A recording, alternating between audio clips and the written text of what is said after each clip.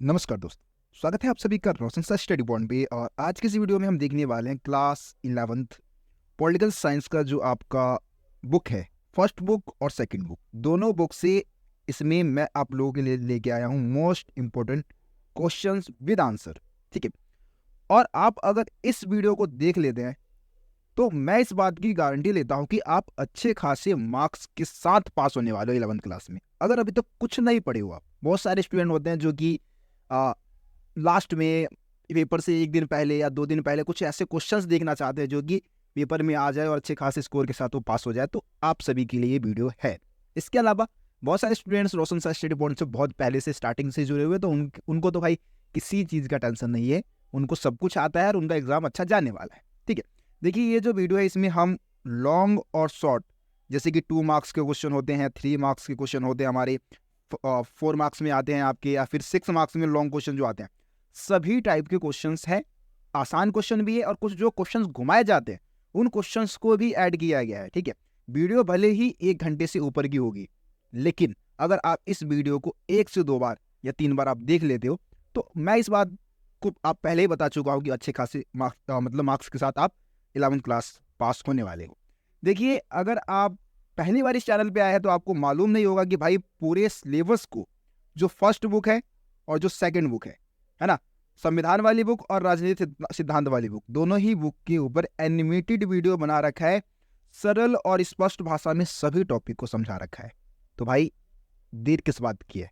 अगर आपके पास टाइम है अभी भी तो आप इस प्लेलिस्ट में जा सकते हो और सभी वीडियो को लाइन से देख सकते हो और अपनी स्टडी को और बेहतर कर सकते हो। सिर्फ ये नहीं कि भाई हमें पास होना है, चीज़ों को समझना है, कॉन्सेप्ट को समझना है, नॉलेज गेन करना है। भाई पास होने के लिए यार फिर वही बात हो जाती है ना कि मतलब वही आलसी स्टूडेंट वाले मतलब नेचर है आपका। अगर आप सिर्फ पास होने के लिए पढ़ने आए हो तो कुछ सीख के जाओ। अगर इस चैनल पे आए हो तो कुछ सीख के जाना है आपको, है ना। उसके लिए एनिमेटेड वीडियो देखे, कम समय में ज़्यादा ज्ञान आपको मिल जाएगा इन वीडियोस के माध्यम से। ठीक है, इसके अलावा देखिए वन शॉट की बात करूँ तो जो सेकंड बुक है, सेकंड बुक का जो आपका जितने भी चैप्टर्स है सभी चैप्टर के मोस्ट इंपोर्टेंट एमसीक्यू, और इसके अलावा फर्स्ट बुक जो हमारा बुक 1 है, बुक 1 का भी जो आपका सभी क्वेश्चन है, एमसीक्यू क्वेश्चन है, इंपोर्टेंट एमसीक्यू, दोनों ही वीडियो अपलोड हो चुकी है ना। अलग अलग पार्ट में मैंने दोनों बुक की वीडियो अपलोड किया है एमसीक्यू क्वेश्चंस का, तो उन सभी वीडियो को भी आप लोग जरूर देखें। रही बात कार्टून की, तो कार्टून के ऊपर भाई कार्टून और मैप, है ना, कार्टून और मैप के ऊपर भी आपको वीडियो बहुत जल्द आज या कल में ही प्रोवाइड करा दिया जाएगा। एग्जाम से पहले आपका सब कुछ हो जाने वाला है, चाहे चैप्टर्स की बात करूँ, इंपॉर्टेंट क्वेश्चन आंसर की बात करूँ, इसके अलावा कार्टून्स और मैप की बात करूँ, सब हो जाएगा। टेंशन लेने की कोई बात नहीं है। जब रोशन भी है साथ तो डरने की क्या है बात। अब हम चलते हैं अपनी पीडीएफ में। सबसे पहले पीडीएफ से भी समझाऊंगा कुछ क्वेश्चन और कुछ क्वेश्चन आपको सपोर्ट मटेरियल से भी समझाने वाला हूँ। दोनों जगह से क्वेश्चन मैंने लिए हैं और हर चैप्टर से हम कोशिश करेंगे कि 3 से 4 क्वेश्चन ही करें, ज़्यादा क्वेश्चन नहीं करना। 3 से 4 जो मोस्ट इंपोर्टेंट क्वेश्चन है उसी को हम देखने वाले हैं। तो चलते हैं अपनी पीडीएफ में और सभी क्वेश्चंस को हम सॉल्व करेंगे। अब सो प्यारे बच्चों, सबसे पहले हम कुछ सिंपल क्वेश्चंस को देख लेते हैं, है ना, और उसके बाद कुछ लॉजिकल क्वेश्चंस होते हैं उसको भी सॉल्व कर लेंगे। सभी टाइप के क्वेश्चन आपको करवा दिया जाएगा, तो बस आप वीडियो में लास्ट तक बने रहें।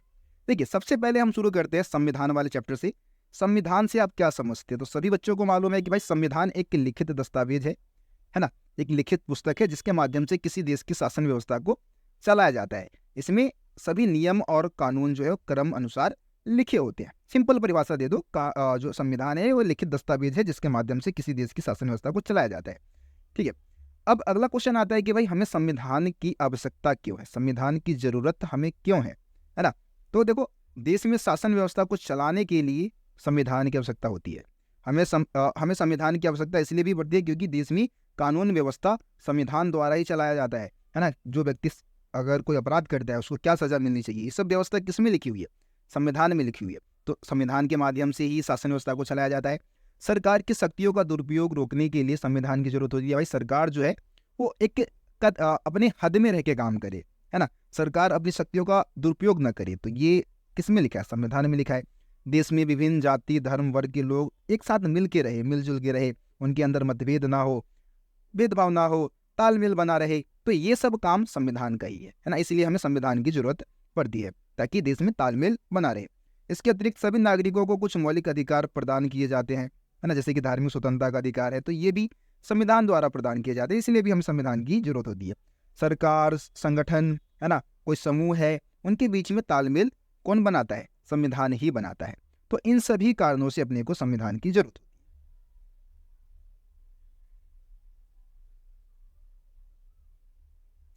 अगला क्वेश्चन है, इंपॉर्टेंट क्वेश्चन है, काफी ज्यादा लॉन्ग क्वेश्चन, 6 मार्क्स में भी आ जाता है और 4 मार्क्स में भी आ जाता है। ठीक है, तो हमें संविधान, भारतीय संविधान की विशेषता क्या है? भारतीय संविधान की प्रमुख विशेषताओं की अगर हम बात करें तो देखिए, ये जो है वो विश्व का सबसे बड़ा और लिखित संविधान है। ठीक है, बहुत ही विशाल का संविधान है ना। भारतीय संविधान को विश्व का सबसे सफल संविधान माना गया है, क्योंकि इसमें ज्यादा परिवर्तन नहीं किए गए, बार बार लिखने की जरूरत नहीं पड़ी है ना। तो इसलिए भारतीय संविधान को एक तरीके से हम सफल संविधान कह सकते हैं।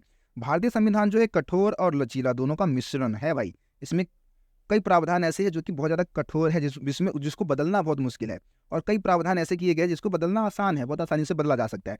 तो कठोर और लचीला का मिश्रण है हमारा संविधान।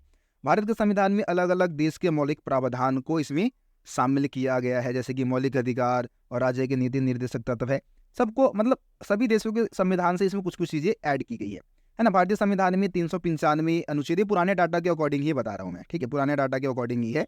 नए डाटा के अकॉर्डिंग आप लिखेंगे तो भी चलेगा, पुराने डाटा के अकॉर्डिंग भी आप लिख देते हैं तो चल जाएगा, क्योंकि मूल जो संविधान था, मूल संविधान की बात हो रही है, जो जब बनाया गया था उस समय की ये बात है। ठीक है, तो इसमें 395 अनुच्छेद है, 22 भाग है और 8 अनुसूचियाँ है।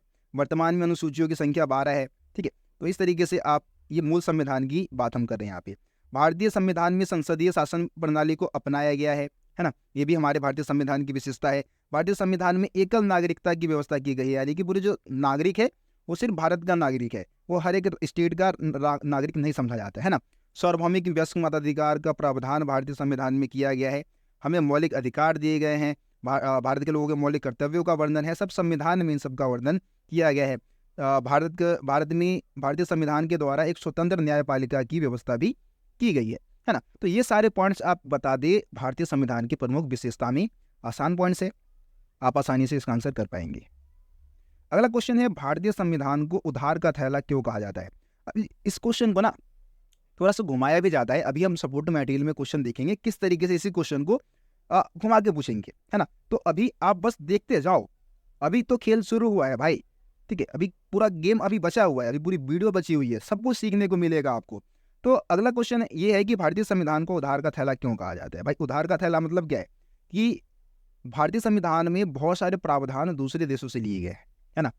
बहुत सारी व्यवस्थाएं हमने दूसरे देशों से ली है, जो चीजें हमारे समाज के लिए सूटेबल थी, जो चीजें हमारे समाज को सूट कर सकती थी, जो हमारे समाज से मेल जोल खा सकती थी, उन चीजों को हमने दूसरे देशों से ले लिया, है ना। तो इसी वजह से भारतीय संविधान को एक उधार का थैला कई बार कह दिया जाता है।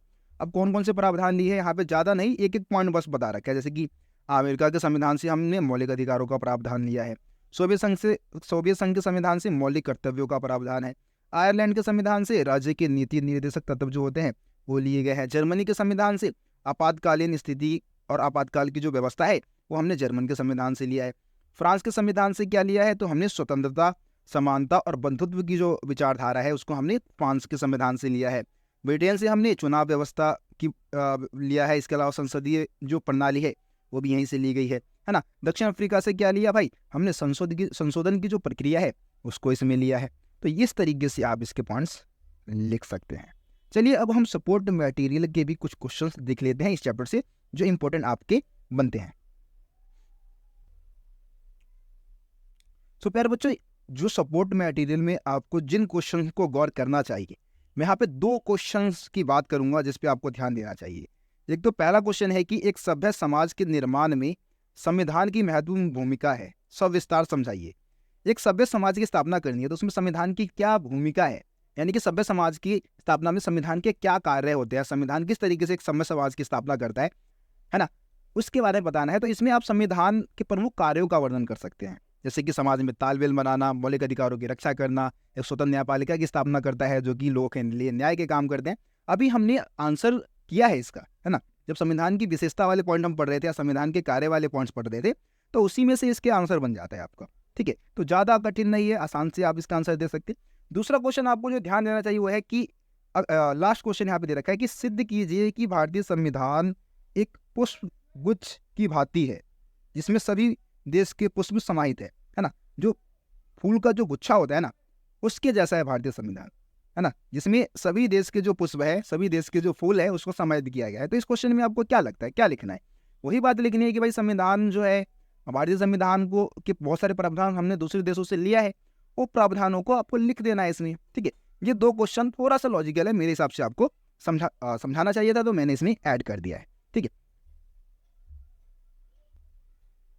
तो प्यारे बच्चों अब हम अगला क्वेश्चन देखते हैं। अगला क्वेश्चन है अधिकारों का घोषणा पत्र किसे कहते हैं, है ना। अधिकारों के घोषणा पत्र से आप क्या समझते हैं? तो देखिए, संविधान द्वारा जितने भी हमें अधिकार प्रदान किए गए हैं, है ना, और उसको जो संरक्षित अधिकारों की जो सूची है, उसी को हम क्या बोलते हैं? अधिकारों का घोषणा पत्र बोलते हैं। मतलब एक ऐसी सूची जिसमें हमारे सारे अधिकार लिखे हुए हैं जो हमें संविधान द्वारा मिले हैं, उसी को हम अधिकार का घोषणा पत्र कह देते हैं।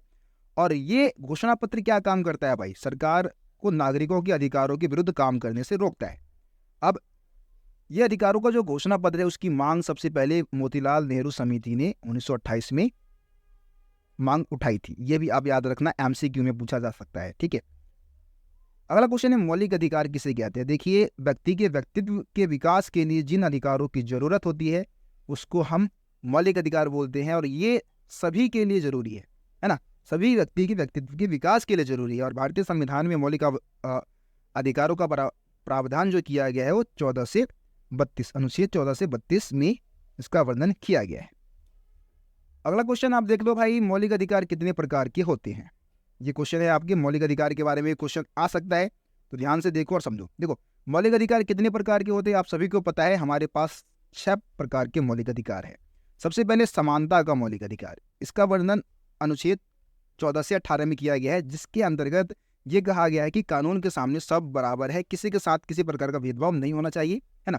स्वतंत्रता का अधिकार, ये देखिए 19 से लेके 22, अनुच्छेद 19 से 22 में इसका वर्णन किया गया है। स्वतंत्रता के अधिकार के अंतर्गत क्या होगा? आप कहीं भी रह सकते हो, किसी भी धर्म को अपना सकते हो, कुछ भी खा सकते हो, कुछ भी पी सकते हो, है ना। ये आपको स्वतंत्रता के अधिकार के अंतर्गत दिया गया है। शोषण के विरुद्ध अधिकार, इसका वर्णन 23 से 24 अनुच्छेद में किया गया है। इसमें बंधुआ मजदूरी, बाल मजदूरी का खंडन किया गया है। ठीक है, धार्मिक स्वतंत्रता का अधिकार, ये इसका वर्णन किसमें किया गया है? 1925 से लेके अनुच्छेद 28 में। धार्मिक स्वतंत्रता के अधिकार के अंतर्गत क्या है कि आप किसी भी धर्म को फॉलो कर सकते हैं, उसके प्रचार प्रसार में अपना योगदान दे सकते हैं, आप अपने धार्मिक संस्था वगैरह खोल सकते हैं। ठीक है, इस तरीके से। इसके अलावा अगला है सांस्कृतिक तथा शिक्षा संबंधित अधिकार, इसका वर्णन 29 से 29 और आई थिंक 30 में किया गया है। ठीक है, सांस्कृतिक तथा शिक्षा संबंधित अधिकार का वर्णन है, आई थिंक एक बार आप अनुच्छेद मिला लेना, इसका वर्णन किया गया है 29 और 30, है ना, 2 अनुच्छेद में किया गया है। एक बार आप सर्च कर लेना, गूगल पे देख लेना, इसका वर्णन इसमें है। तो शिक्षा और सांस्कृतिक संबंधित अधिकार में क्या है कि भाई आप अपनी संस्कृति का प्रचार कर सकते हैं, आप किसी भी भाषा में शिक्षा को प्राप्त कर सकते हैं, है ना, अपनी भाषा में शिक्षण संस्थान की स्थापना करवा सकते हैं। तो ये अधिकार आ जाते हैं इसमें। उसके बाद है छठा, संवैधानिक उपचारों का अधिकार। संवैधानिक उपचारों के अधिकार की बात करें तो ये सभी अधिकारों का बाप कह सकते हैं, क्योंकि ये सभी अधिकारों को बचाने का काम करता है। अगर आपके किसी भी मौलिक अधिकार का हनन होता है तो संवैधानिक उपचारों के अधिकार के तहत आप न्यायालय में जा सकते हो और अपने मौलिक अधिकार के बचाव कर सकते हो। इसका वर्णन अनुच्छेद 32 में किया गया है। ठीक है, तो ये मौलिक अधिकार है। इसी के बारे में आगे काफ़ी सारे क्वेश्चंस डिटेल में तैयार किए गए। अब सभी क्वेश्चंस को तो मैं कराऊंगा नहीं, बस मैंने आपको सभी मौलिक अधिकार के बारे में बता दिया है, तो आप उस क्वेश्चन को जरूर कर लेना। बस एक जो मोस्ट इंपॉर्टेंट क्वेश्चन है उसको आप जरूर ध्यान से इस चैप्टर से देख ले। संवैधानिक उपचारों के अधिकार से क्या समझते हैं? ठीक है, तो इसमें जो रीट जारी करता है, जो न्यायपालिका द्वारा हमारे अधिकारों के संरक्षण के लिए जो रीट जारी किए जाते हैं, जो आदेश जारी किए जाते हैं, उसके ऊपर हम ज़्यादा गौर करेंगे। देखिए, संवैधानिक उपचारों के अधिकार के तहत क्या होता है कि आप क्या कर सकते हैं, आपके अगर किसी भी मौलिक अधिकार का हनन होता है तो आप न्यायालय जा सकते हैं। ठीक है, कोर्ट जा सकते हैं। अब डॉक्टर भीमराव अंबेडकर जी ने क्या किया, इसको संविधान का हृदय और आत्मा कहा। ठीक है, तो न्यायपालिका क्या करती है, जब हमारे मौलिक अधिकारों का हनन होता है तो हमारे मौलिक अधिकार की रक्षा के लिए कुछ आदेश जारी करते हैं, परमादेश जारी करती है, जिसको हम रीट कहते हैं। ठीक है, अब कौन कौन से रीट होते हैं, अब उन्हीं रीटों के बारे में हम समझने वाले हैं। सो इसमें जो पहला रीट आता है वो है बंदी प्रत्यक्षीकरण, है ना। बंदी प्रत्यक्षीकरण के अंतर्गत क्या होता है कि किसी व्यक्ति जिसको गिरफ्तार किया गया, गिरफ्तार व्यक्ति को मतलब न्यायालय के समक्ष प्रस्तुत करने का आदेश का प्रावधान इसमें किया गया है। अगर गिरफ्तार व्यक्ति की जो गिरफ्तारी हो गैर कानूनी है और असंतोषजनक है तो उसको तुरंत छोड़ने का आदेश दिया जाता है। परमादेश में क्या होता है, इस आदेश को तब जारी किया जाता है जब न्यायालय को लगता है कि सार्वजनिक पद पर जो अधिकारी बैठा हुआ है वो संवैधानिक दायित्व का पालन नहीं कर रहा, कानून का पालन नहीं कर रहा है, और कानून का पालन ना करते हुए कुछ कार्य कर रहा है जिससे कि दूसरे व्यक्ति के मौलिक अधिकारों का हनन हो रहा है ना। तो उस टाइम में क्या करता है, न्यायपालिका ऐसे काम को ना करने की सलाह देता है या आदेश देता है, ऐसा कह दो। ठीक है, उसके बाद है निषेध आदेश। जब निचली अदालत अपने अधिकार क्षेत्र का अतिक्रमण करके किसी मुकदमे की सुनवाई करता है, ठीक है, तो ऊपरी अदालत, उच्च न्यायालय या सर्वोच्च न्यायालय उसको आदेश देके ऐसे काम को करने से रोक देता है। इसको हम क्या बोलते हैं, निषेध आदेश बोलते हैं। ठीक है, मना कर देना, यानी कि मना कर देता है निचली अदालत। उसके बाद अधिकार परीक्षा।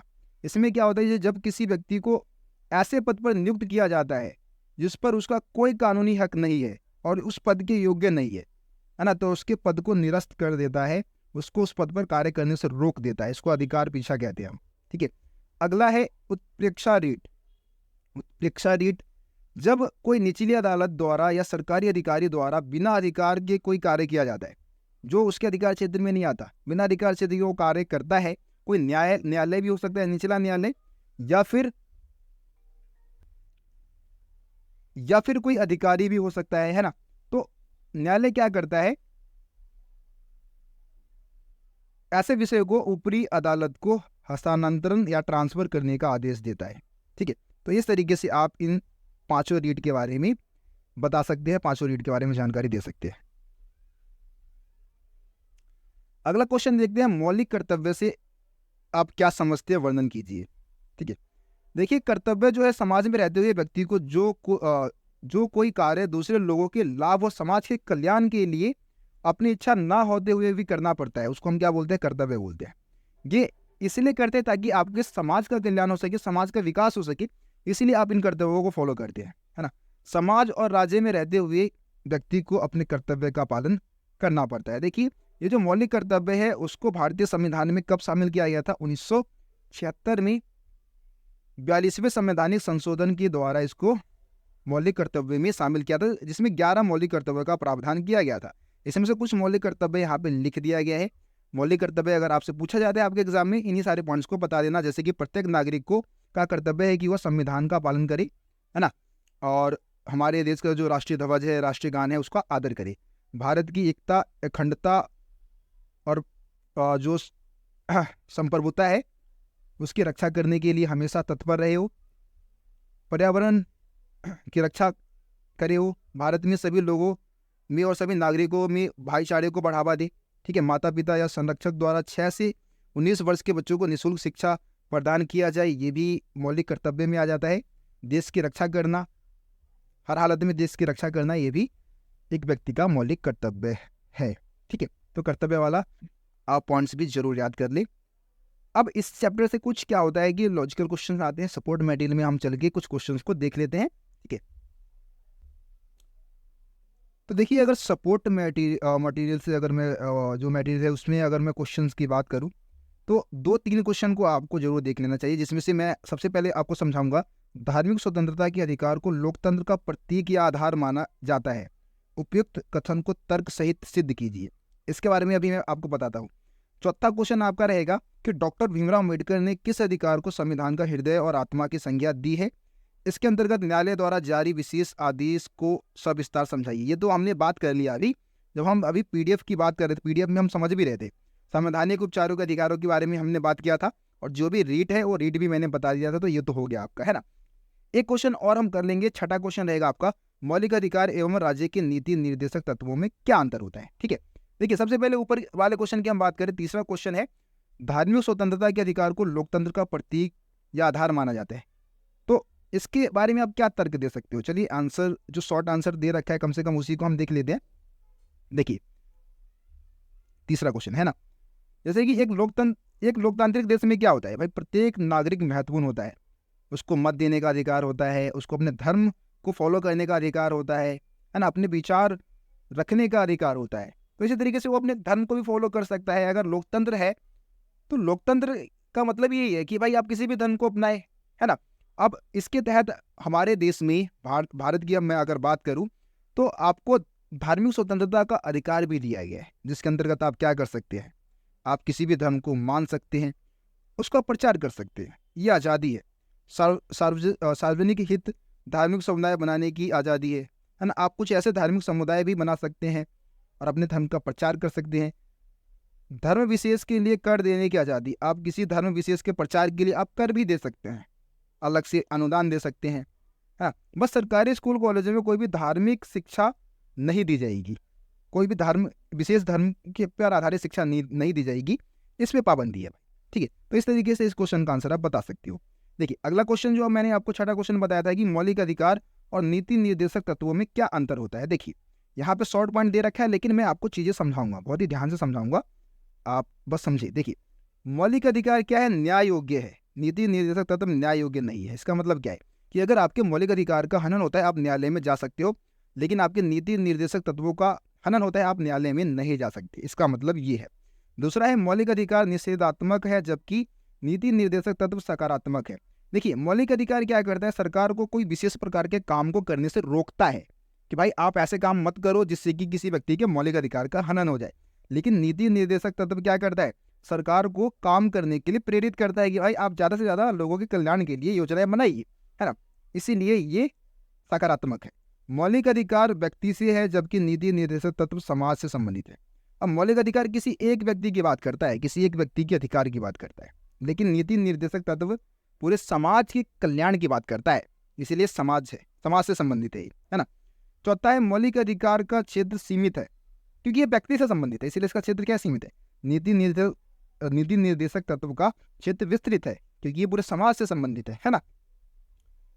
देखिए एक और पॉइंट है कि मौलिक अधिकार राजनीतिक लोकतंत्र है ना। इसका संबंध क्या है, राजनीतिक लोकतंत्र से है, क्योंकि इसमें अधिकारों की बात हो रही है। लेकिन नीति निर्देशक तत्व जो है वो आर्थिक लोकतंत्र की स्थापना करता है, क्योंकि ये समाज के कल्याणकारी योजनाओं की बात करता है, समाज के कल्याण की बात करता है, इसलिए ये आर्थिक लोकतंत्र हो जाएगा, है ना।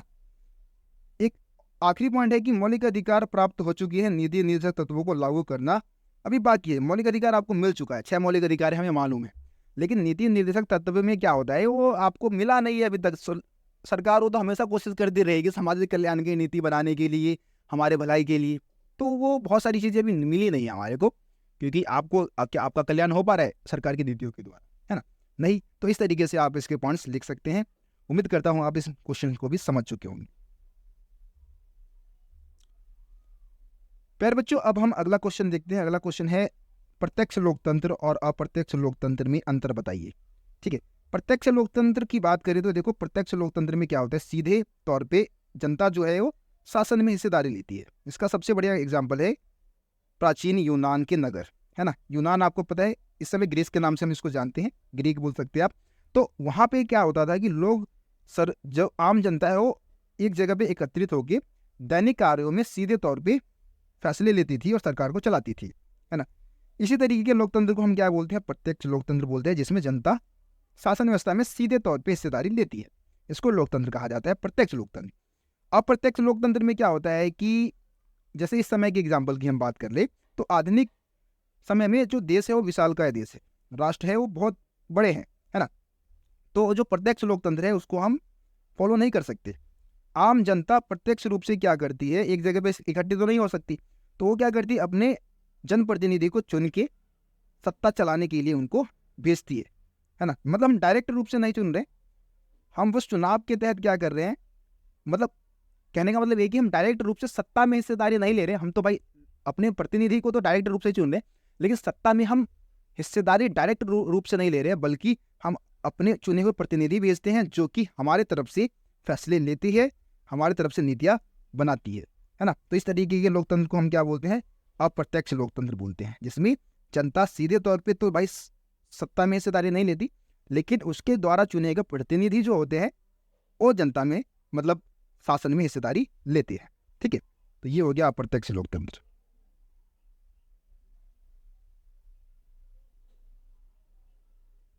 अगला क्वेश्चन है सार्वभौमिक वयस्क मताधिकार किसे कहते हैं।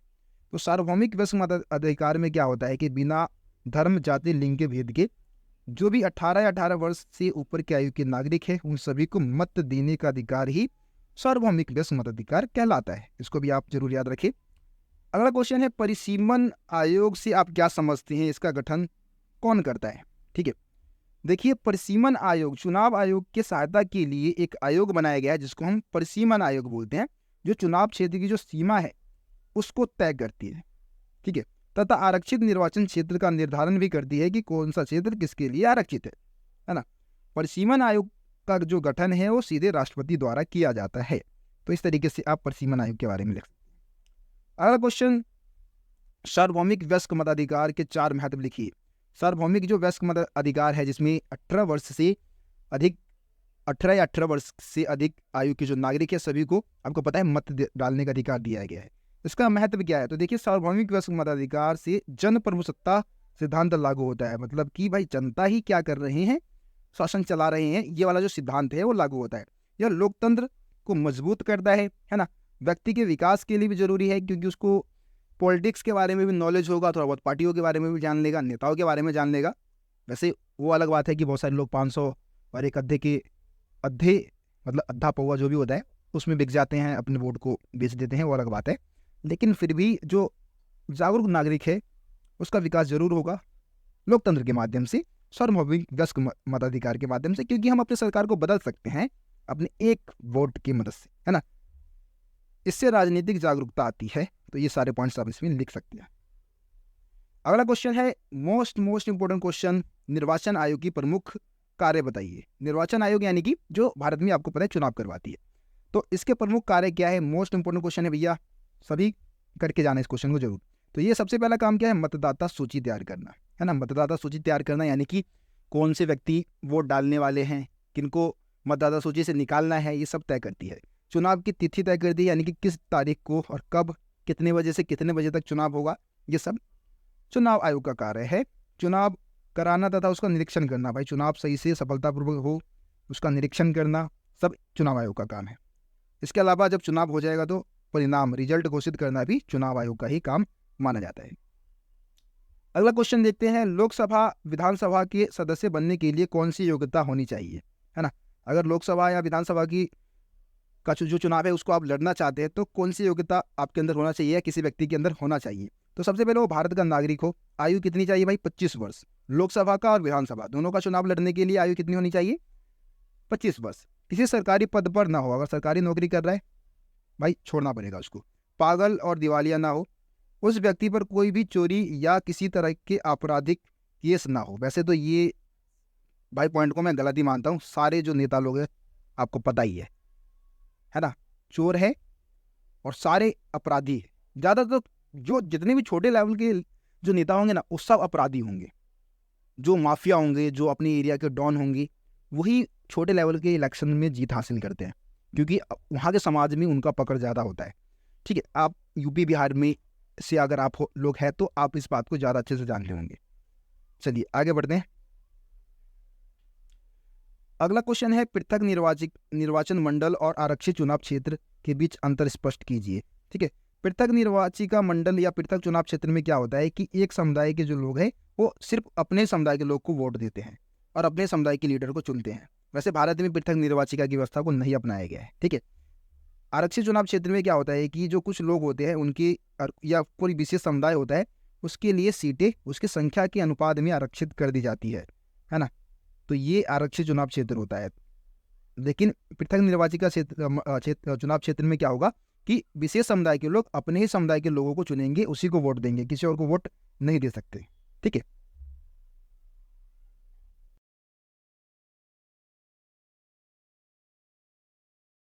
प्यारे बच्चों अगला क्वेश्चन देखते हैं। अगला क्वेश्चन है कार्यपालिका किसे कहते हैं। कार्यपालिका से आप क्या समझते हैं। देखिए, सरकार का वह अंग जो विभिन्न नियम, कायदे, कानून को लागू करता है और प्रशासन के सभी काम को करता है, उसको हम क्या बोलते हैं? कार्यपालिका बोलते हैं। जो नियम कायदे कानून को लागू भी करेगा और प्रशासन से जुड़े सभी काम को करेगा, वो क्या है? कार्यपालिका है। कार्यपालिका की परिभाषा जरूर याद रखिए।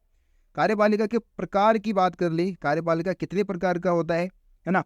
तो अगर ऐसा क्वेश्चन आता है तो आप बताओ कि सामूहिक नेतृत्व के सिद्धांत पर आधारित जो कार्यपालिका है उसमें संसदीय कार्यपालिका की हम बात करें, है ना? संसदीय कार्यपालिका की क्या खासियत होती है भैया? इसमें प्रधानमंत्री सरकार का प्रमुख होता है। प्रधानमंत्री विधायिका में बहुमत वाले दल का नेता होता है। विधायिका में अगर बहुमत दल जिसको मिलता है उसी का नेता जो होता है प्रधानमंत्री होता है ना? वह विधायिका के प्रति उत्तरदायी भी होता है ना? देश के प्रमुख इनमें से कोई भी हो सकते हैं। जैसे कि संवैधानिक राजतंत्र में राजा हो सकता है, और अगर संसदीय गणतंत्र है तो राष्ट्रपति होगा, वो देश का प्रमुख होगा। लेकिन सरकार का प्रमुख कौन होगा? प्रधानमंत्री होगा संसदीय कार्यपालिका में। उदाहरण के लिए भारत की अगर हम बात करें, है ना? उसके बाद अर्ध आदेशात्मक प्रणाली। अर्ध आदेशात्मक प्रणाली में क्या होता है कि जो राष्ट्रपति होता है वो देश का प्रमुख होता है, प्रधानमंत्री सरकार का प्रमुख होता है ना? प्रधानमंत्री और उसका जो मंत्री परिषद है वो विधायिका के प्रति उत्तरदायी होता है। उदाहरण के लिए श्रीलंका में ऐसी व्यवस्था है जिसमें राष्ट्रपति प्रधानमंत्री दोनों का चुनाव आई थिंक होता है, और यहाँ पे जो प्रधानमंत्री है वो प्रधानमंत्री और मंत्री परिषद दोनों ही विधायिका के प्रति उत्तरदायी होते हैं। ठीक है। आदेशात्मक व्यवस्था की बात करें तो आदेशात्मक व्यवस्था में क्या होता है? राष्ट्रपति देश का प्रमुख होता है, सरकार का भी प्रमुख यही होता है ना? राष्ट्रपति का चुनाव जो है वो मतदान के द्वारा होता है, और उदाहरण के लिए अमेरिका है इसका सबसे बढ़िया एग्जाम्पल। ठीक है। तो ये कार्यपालिका के कुछ प्रकार थे।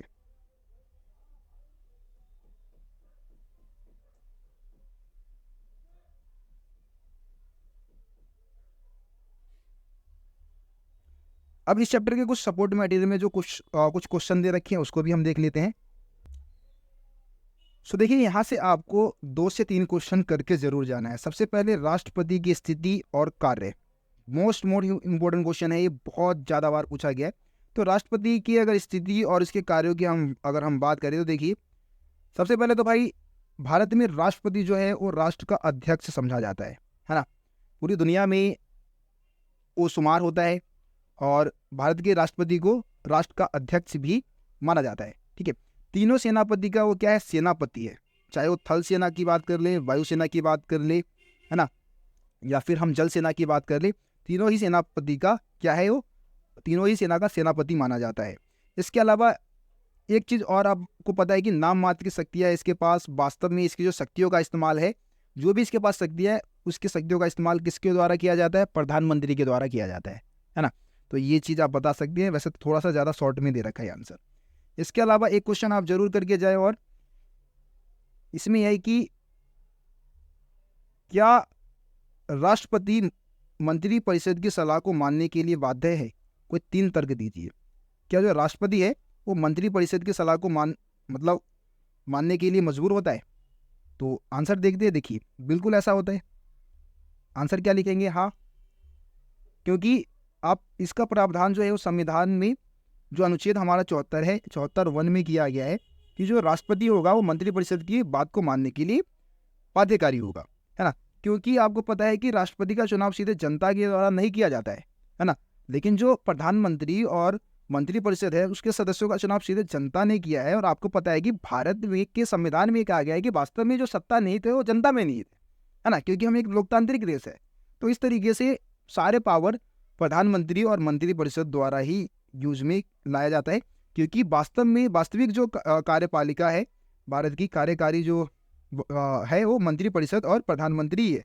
सारे काम यही करते हैं, है ना? और राष्ट्रपति उसी व्यक्ति को प्रधानमंत्री नियुक्त करता है जो सदन में बहुमत प्राप्त करता है। ठीक है। तो इस तरीके से सारे काम काज जो है राष्ट्रपति जो है वो प्रधानमंत्री के विचार विमर्श करके ही फैसले वगैरह लेता है। और इसके अलावा सिंपल बोलो यार कि प्रधानमंत्री ही सारे पावर का इस्तेमाल करता है। सिंपल सी बात। ठीक है। सारे पावर वैसे लिखे गए हैं राष्ट्रपति के लिए, लेकिन वास्तव में यूज करने वाला कौन है? प्रधानमंत्री है। ठीक है।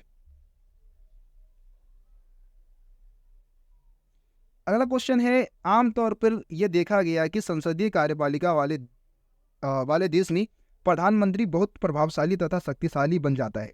ऐसा किन कारणों से होता है? यहाँ पे आपको प्रधानमंत्री की शक्तियों और पावर को बताना है। ये भी मोस्ट इंपोर्टेंट क्वेश्चन है। राष्ट्रपति की शक्तियाँ और प्रधानमंत्री की शक्तियों के बारे में हम यहाँ पे बात करने वाले हैं। तो देखिए, सबसे पहले मंत्री परिषद पर नियंत्रण होता है। प्रधानमंत्री का सबसे पहला पावर क्या है कि मंत्री परिषद पर पूरा नियंत्रण होता है।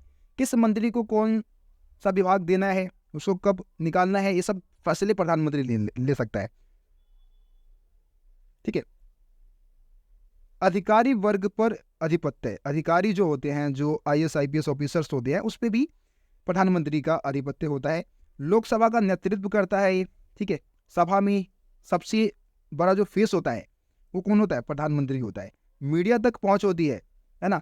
मीडिया भी किसका गुणगान करते हैं? प्रधानमंत्री का। कोई भी काम अगर उसकी पार्टी कर रही है तो किसका नाम लिया जाता है? प्रधानमंत्री का नाम लिया जाता है ना। चुनाव के दौरान उसके व्यक्तित्व का उभार होता है। जब चुनाव होता है तो उस समय प्रधानमंत्री मोदी जैसे कि अभी कर रहे हो, उसी का नाम लिया जाता है, प्रधानमंत्री का ही नाम लिया जाता है। अंतर्राष्ट्रीय सम्मेलनों के दौरान राष्ट्रीय नेता का छवि होता है भाई, राष्ट्रीय नेता की छवि के तौर पे उभर के सामने आता है। जब कोई भी अंतर्राष्ट्रीय सम्मेलन होता है तो देश के बाद अगर किसी का नाम लिया जाता है तो प्रधानमंत्री का नाम लिया जाता है कि भाई इंडिया गए या तो मोदी जी से मिलने गए, ऐसे इस तरीके से, है ना। विदेशी यात्राओं के दौरान राष्ट्रीय नेता की छवि, जब वो दूसरे देश में यात्रा करने जाता है तो हमारे देश का राष्ट्रीय नेता होता है वो, है ना। तो उस छवि के रूप में भी उभर के सामने आता है। तो इस तरीके से आप ये सारे पॉइंट्स लिख सकते हैं। प्यारे बच्चों, अगला क्वेश्चन हम देखते हैं। अगला क्वेश्चन है विधायिका क्या है। ठीक है, विधायिका की परिभाषा आपको देनी है इसमें। तो विधायिका, देखो, विधायिका का मुख्य काम होता है विधि का निर्माण करना, कानून का निर्माण करना। विधायिका के 2 सदन है ना। भारतीय संघ की जो विधायिका उसको हम संसद बोलते हैं, और इसके 2 सदन हैं, राज्यसभा और लोकसभा को मिला के विधानसभा का निर्माण किया गया है ना। और इसको विधानमंडल भी कहते हैं हम। राज्य की विधायिका जो है, यानी कि देश की विधायिका को विधानमंडल भी नहीं, ये किसी स्टेट की बात हो रही है। किसी स्टेट की जो विधायिका उसको विधानमंडल कहा जाता है। ठीक है। तो इस तरीके से आप विधायिका की परिभाषा दे सकते हैं, जिसका काम है विधि का निर्माण करना, बस। अगला क्वेश्चन है हमें संसद क्यों चाहिए, संसद की जरूरत क्यों है हमें। ठीक है। तो विधायिका को कानून बनाने के अलावा अनेक महत्वपूर्ण काम करने होते हैं, यानी कि संसद यानी कि विधायिका की हम बात कर रहे हैं, तो कानून बनाने के अलावा बहुत सारे काम करती है। इसके लिए हमें संसद की जरूरत होती है। जैसे कि यह संपूर्ण राजनीतिक प्रक्रियाओं का केंद्र बिंदु है। जितनी भी राजनीतिक प्रक्रियाएं होती है, देश को चलाया जाता है, कानून बनाया जाता है, उसका संबंध किससे है? संसद से है ना। विधायिका का जनप्रतिनिधियों का जनता के प्रति उत्तरदायी सुनिश्चित करता है। यह वास्तव में प्रतिनिधि लोकतंत्र का आधार है। जो विधायिका यानी कि जो संसद है, वो कहीं ना कहीं जनप्रतिनिधि को सुनिश्चित करता है, और यही लोकतंत्र का आधार है। और ये वाद विवाद का एक महत्वपूर्ण मंच है, जहाँ पे सभी मुद्दों पे विचार विमर्श हो सकता है, बहस हो सकता है ना। एक खुला मंच के तौर पे है ये। तो इसलिए भी हमें संसद चाहिए, संसद की जरूरत है। अगला क्वेश्चन है राज्यसभा का सदस्य बनने के लिए कौन कौन सी योग्यताएं होनी चाहिए। तो देखो, राज्यसभा का सदस्य बनने के लिए वह भारत का नागरिक हो, 30 वर्ष की आयु होनी चाहिए। ठीक है। इसका जो निर्वाचन है वो किसके द्वारा होता है, कौन सी व्यवस्था के द्वारा होता है? तो इसका निर्वाचन जो है एकल संक्रमणीय अनुपातिक प्रणाली के द्वारा किया जाता है। ठीक है। तो ये राज्यसभा के सदस्य बनने के लिए योग्यता होनी चाहिए।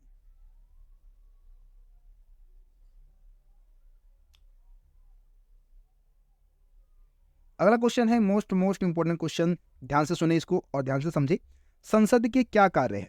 ठीक है, संसद के यहाँ पे कार्य बताने हैं। तो सबसे पहला है विधायी कामकाज, है ना। विधायी कामकाज यानी कि विधि का निर्माण करना, कानून का निर्माण करना। पूरे देश के लिए कानून को बनाने का सर्वोच्च मंच कौन सा है? संसद है ना। यहीं पे सभी कानून को बनाया जाता है, यहाँ पे विचार विमर्श होता है और कानून को स्वीकृति यानी कि मंजूरी दी जाती है। कार्यपालिका पर नियंत्रण, संसद का सबसे महत्वपूर्ण काम है कार्यपालिका को उसके अधिकार क्षेत्र में सीमित रखना, है ना, तथा जनता के प्रति उसको उत्तरदायी सुनिश्चित कराना। ये भी संसद का काम है। वित्तीय कामकाज है, संसद की वित्तीय शक्ति उसे सरकार के कार्यों के लिए धन उपलब्ध कराने का अधिकार देता है ना। जो संसद है, संसद के पास ये पावर है कि सरकार को वित्तीय शक्ति उपलब्ध कराए। सरकार को अपने खर्च का जो भी खर्च किए हुए जो धन है उसका ब्यौरा देना पड़ता है ना। आमदनी का जो लेखा जोखा है वो संसद को सौंपना पड़ता है।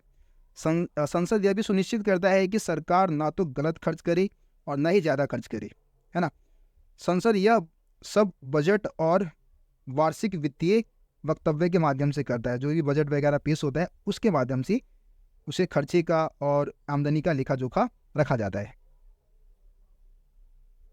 प्रतिनिधि भी करता है भाई संसद। आपको पता है कि हमारे देश के विभिन्न सामाजिक, आर्थिक और धार्मिक समूह के जो अलग अलग विचार है उसका प्रतिनिधित्व भी आपको संसद में देखने को मिल जाएगा, क्योंकि जो संसद के सदस्य हैं वो अलग अलग क्षेत्र से आते हैं, अलग अलग उनकी आर्थिक स्थिति होती है, अलग अलग धर्म के होते हैं।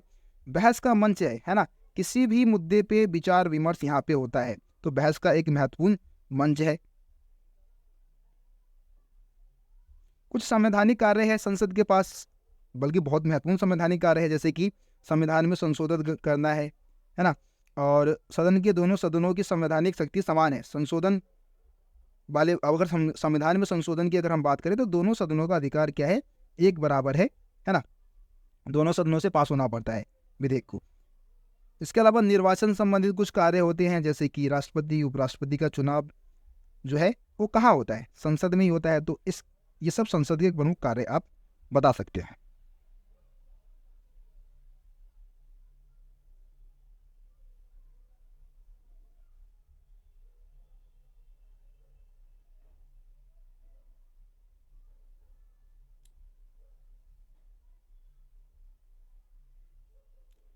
अगला क्वेश्चन देखते हैं, न्यायपालिका से क्या अभिप्राय है, न्यायपालिका से आप क्या समझते हैं। ठीक है, तो न्यायपालिका शासन का तीसरा अंग है, आपको पता है ना।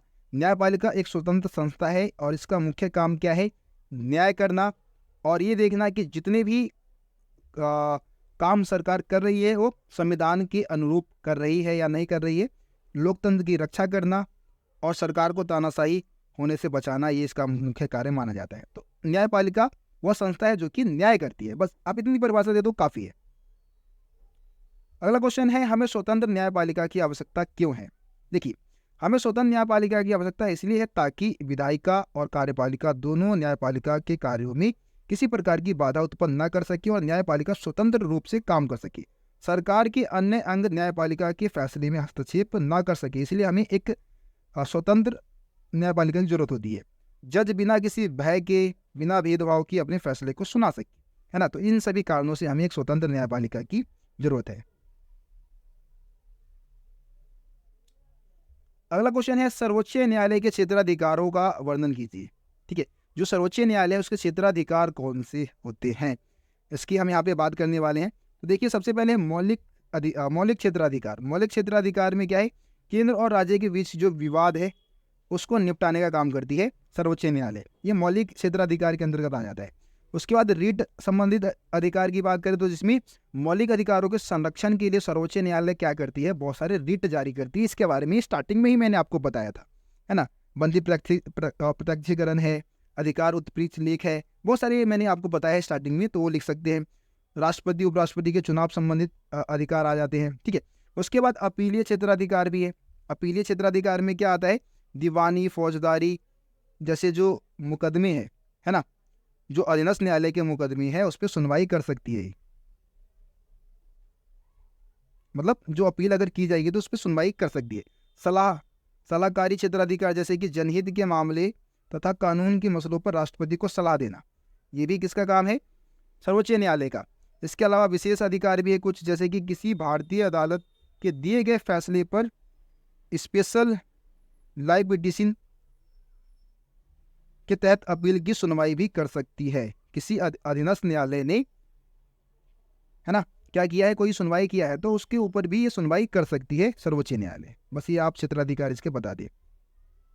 उसके बाद एक क्वेश्चन, इंपॉर्टेंट क्वेश्चन बनता है कि न्यायपालिका के पिरामिड नुमा संरचना का वर्णन कीजिए।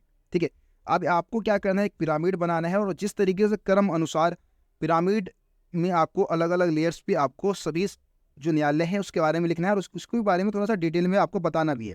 तो न्यायपालिका को अगर आप पिरामिड की संरचना में देखेंगे तो सबसे टॉप पे आप किसको दिखाएंगे, सर्वोच्च न्यायालय को। उसके बाद कौन सा आ जाता है, उच्च न्यायालय आ जाता है। उसके बाद जिला न्यायालय और उसके बाद अधीनस्थ न्यायालय। तीनों के बारे में, चारों के बारे में आप थोड़ा थोड़ा जानकारी भी दे दे, आपको नंबर मिल जाएगा। ठीक है, इस तरीके से आप इसका कर सकते हैं।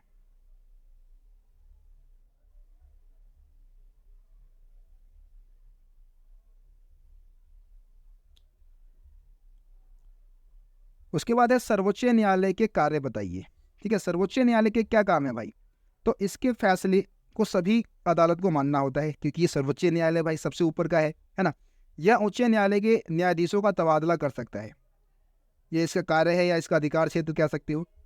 यह किसी अदालत का मुकदमा अपने पास मंगवा सकता है। इसके अलावा यह किसी एक उच्च न्यायालय में चल रहे मुकदमे को दूसरे उच्च न्यायालय में भिजवा सकता है। ये भी अधिकार किसके पास है? सर्वोच्च न्यायालय के पास है, ठीक है। इसके अलावा आप एक तो अधीनस्थ उच्च न्यायालय की भी बात कर लेते हैं हम। उच्च न्यायालय के क्या कार्य होते हैं? देखिए, यह निचली अदालतों के फैसले पर की गई अपील की सुनवाई कर सकते हैं, यानी कि जो इसके नीचे उच्च न्यायालय के जो नीचे है, आपको पता है कि सबसे ऊपर सर्वोच्च न्यायालय होता है, उसके बाद उच्च न्यायालय। तो इससे नीचे की जो भी अदालतें हैं, जो भी उस पर सुनवाई किया है, उसको अपने यहाँ मंगवा सकता है। मौलिक अधिकारों को बहाल करने के लिए रीट जारी कर सकता है। ये भी राज्य के अधिकारों में आने वाले मुद्दों पर सुनवाई कर सकता है। जिस राज्य का उच्च न्यायालय है, उस राज्य के आने वाले जितने भी मुकदमे हैं उस पर सुनवाई करेगा। अपने अधीनस्थ अदालतों का पर्यवेक्षण और नियंत्रण करता है, यानी कि जो इससे नीचे के जो न्यायालय होते हैं उस पर नियंत्रण स्थापित करता है। उसके बाद जिला न्यायालय। जिला न्यायालय के क्या काम है भाई? जिले में दायर मुकदमों की सुनवाई करना, निचली अदालतों के फैसले पर की गई अपील की सुनवाई करना, यानी कि इससे जो निचली अदालतें हैं जो भी सुनवाई की है उस पर भी सुनवाई कर सकती है, और गंभीर किस्म के आपराधिक मामलों पर भी फैसले लेती है। ये जिला न्यायालय हो, ठीक है। और अधीनस्थ न्यायालय की बात करें तो अधीनस्थ न्यायालय जो भी दीवानी और फौजदारी मुकदमे होते हैं, जमीन वगैरह से जो है, जो मतलब जो मुकदमे हैं उसकी सुनवाई करती है, ठीक है। बस अगला क्वेश्चन, इंपॉर्टेंट क्वेश्चन है, न्यायिक पूर्वालोकन से आप क्या समझते हैं? न्यायिक पूर्वालोकन का मतलब क्या है, ये समझाना है आपको, ठीक है। तो न्यायिक पूर्वालोकन का अर्थ है सर्वोच्च न्यायालय की किसी भी कानून की संवैधानिकता की जांच कर सकता है। अगर यह संविधान के प्रावधानों के विपरीत हो और उसे वो क्या कर सकता है? गैर संवैधानिक घोषित कर सकता है। मतलब कि न्यायिक पूर्वालोकन का मतलब यह है कि सरकार ने अगर कोई कानून बनाया है तो न्यायालय उसकी जांच कर सकता है, और अगर न्यायपालिका को ऐसा लगता है कि वो कानून जो है वो संविधान के जो मूल ढांचा है उसके अकॉर्डिंग नहीं है, गैर संवैधानिक है, तो उसको वो निरस्त कर सकता है ना। केंद्र राज्य संबंधों के मामले में भी सर्वोच्च न्यायालय न्यायिक पूर्वालोकन की शक्ति का प्रयोग करता है। न्यायपालिका विधायिका द्वारा पारित कानूनों की और संविधान की व्याख्या करती है तथा प्रभावशाली ढंग से संविधान की रक्षा की जा सके, ठीक है। तो इस पावर का इस्तेमाल संविधान के संरक्षण के लिए सरकार जो न्यायपालिका है वो करती है, ठीक है। पर बच्चों अगला क्वेश्चन देखते हैं, न्यायिक सक्रियता से क्या अभिप्राय है, या इसको हम जनहित याचिका भी बोल सकते हैं। जनहित याचिका से आप क्या समझते हैं, है ना, दोनों सेम क्वेश्चन बनता है। तो देखिए, न्यायिक सक्रियता अथवा जनहित याचिका ने न्यायपालिका के क्षेत्र में और न्यायपालिका के या न्याय के क्षेत्र में क्रांतिकारी परिवर्तन लाया है ना। भारत में न्यायिक सक्रियता का मुख्य साधन जनहित याचिका है, मतलब कि न्यायपालिका जो है वो सक्रिय रूप से भूमिका निभा सके, है ना। तो इसके लिए सबसे बढ़िया साधन क्या है? जनहित याचिका है, जिसमें क्या होता है कि कोई व्यक्ति अदालत तब जाता है जब उसे कोई व्यक्तिगत नुकसान होता है ना, तो इसके लिए इंसाफ मांगने जाता है। लेकिन जनहित याचिका के तहत क्या होता है कि जो पीड़ित व्यक्ति के अलावा दूसरे व्यक्ति भी क्या कर सकते हैं, उनके अधिकारों को लेकर न्यायपालिका के सामने जनहित याचिका रख सकते हैं, और न्यायपालिका को इस पर विचार करना पड़ता है। मतलब कि समस्या किसी और की है, लेकिन दूसरा व्यक्ति चला गया न्यायपालिका में, है ना, और फिर न्यायपालिका क्या करेगा? उस पर सुनवाई करेगा, उसके मुकदमे की सुनवाई करेगा, ठीक है। तो न्यायिक सक्रियता यानी कि जनहित याचिका ने क्या किया, जो बहुत सारे स्वयंसेवी संगठन है जो जन सेवा में लगे हुए हैं, उन लोगों ने क्या किया, इसका इस्तेमाल करके जनहित को बढ़ावा दिया, लोगों के अधिकारों की रक्षा की, है ना, लोगों के लिए अच्छे काम किए। तो ये जनहित याचिका के बारे में आप बता सकते हैं।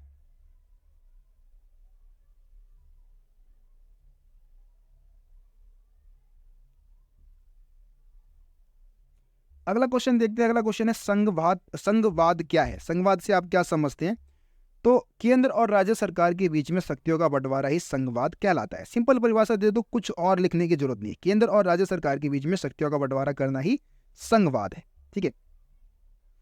अगला क्वेश्चन है संघवाद की विशेषता। इंपॉर्टेंट क्वेश्चन बनता है, संघवाद की विशेषता क्या है? तो संघवाद की विशेषता यह है कि इसमें 2 या 3 स्तर पर सरकारें होंगी, शक्तियों का बंटवारा किया जाएगा, जैसे कि केंद्र सूची, राज्य सूची, या केंद्र सरकार हो सकता है, मतलब केंद्र सरकार, राज्य सरकार और स्थानीय सरकार हो सकती है। 3 या 2 स्तर की सरकारों के बीच में शक्तियों का बंटवारा किया जाएगा। ठीक है। इसके अलावा संविधान द्वारा सरकारों का गठन किया जाता है। यहाँ पे क्या होगा, संघीय व्यवस्था में या संघवाद में क्या होगा कि लिखित संविधान होगा और उसके माध्यम से सरकार की स्थापना की जाएगी। स्वतंत्र न्यायपालिका होती है जो कि केंद्र और राज्य के बीच में जो भी टकराव होते हैं उसको खत्म करती है।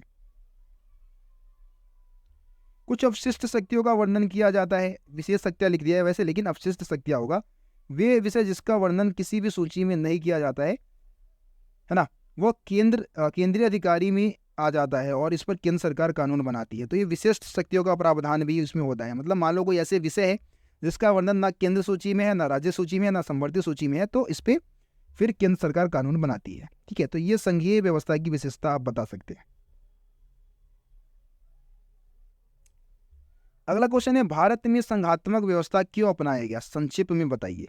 देखिए, भारत में संघीय व्यवस्था को अपनाया गया है ना, और भारतीय संविधान पर इंग्लैंड के संविधान का प्रभाव है, परंतु इंग्लैंड में एकात्मक शासन प्रणाली को अपनाया हुआ है और भारत की जो परिस्थिति थी वो अलग थी। हमने 1935 का जो गवर्नमेंट एक्ट था उसी में हमने एक शक्तिशाली केंद्र सरकार की स्थापना कर ली थी, है ना, और उसमें हमने संघीय व्यवस्था को अपनाया था जिसमें केंद्र सरकार को ज़्यादा पावरफुल हमने बनाया था। अब देखो, हमारा जो राष्ट्र है वो भौगोलिक दृष्टि से बात करें तो एक महाद्वीप के समान है ना। यहाँ पे अलग अलग धर्म, अलग अलग जाति, अलग अलग वर्ग के लोग रहते हैं। तो यहाँ पे एक केंद्र सरकार को बना देना ये सही नहीं था, इसीलिए राज्य सरकार की भी स्थापना की गई जो कि अपने राज्य के लोगों की भलाई के लिए काम कर सके, है ना। और इस तरीके से भारत में संघीय व्यवस्था की स्थापना की गई है। इसी के बारे में आपको इस आंसर में लिखा हुआ भी है।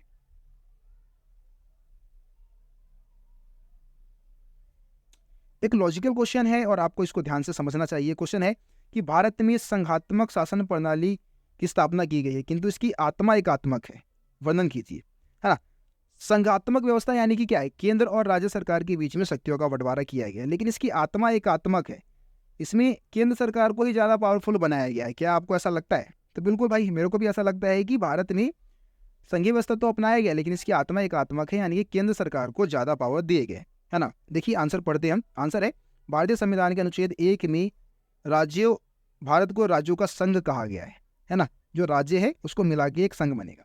संविधान में ऐसे अनेक प्रावधान है जिससे यह स्पष्ट होता है कि भारत में संघात्मक शासन के बावजूद भी इसकी जो आत्मा है वो एकात्मक है ना। उदाहरण के लिए अनुच्छेद 3 की ही बात कर लेते हैं। इसके अंतर्गत क्या होता है कि जो केंद्र सरकार है वो जब चाहे किसी राज्य की जो सीमाएं है उसको परिवर्तित कर सकती है और नए राज्यों का निर्माण कर सकती है। ये केंद्र सरकार को ये पावर दिया गया है।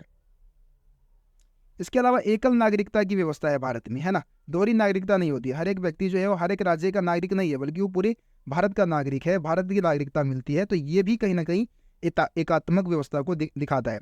भारत में एक ही सर्वोच्च न्यायालय है ना, ठीक है, और संघीय व्यवस्था में ऐसा नहीं होता है, ठीक है। तो यहाँ पे आप देखेंगे कि एक ही सर्वोच्च न्यायालय है जो कि ये भी एक शक्तिशाली केंद्र सरकार की ओर इशारा करता है।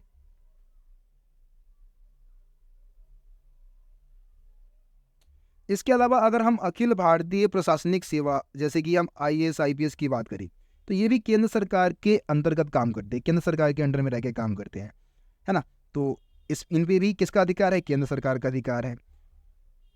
इसके अलावा आप केंद्र सूची, राज्य सूची, समवर्ती सूची के बारे में भी बता सकते हैं, जिसमें जो राज्य सूची, समवर्ती सूची के अधिकांश विषय किसको दिए गए हैं? केंद्र सरकार को दिए गए हैं। केंद्र सरकार उस पर कानून बनाती है। अवशिष्ट शक्ति जो है उस पर भी कानून बनाने का हक किसको है? केंद्र सरकार को है। तो इन सभी पॉइंट्स के आधार पर आप कह सकते हैं कि भारत में एक शक्तिशाली केंद्र सरकार की स्थापना की गई है।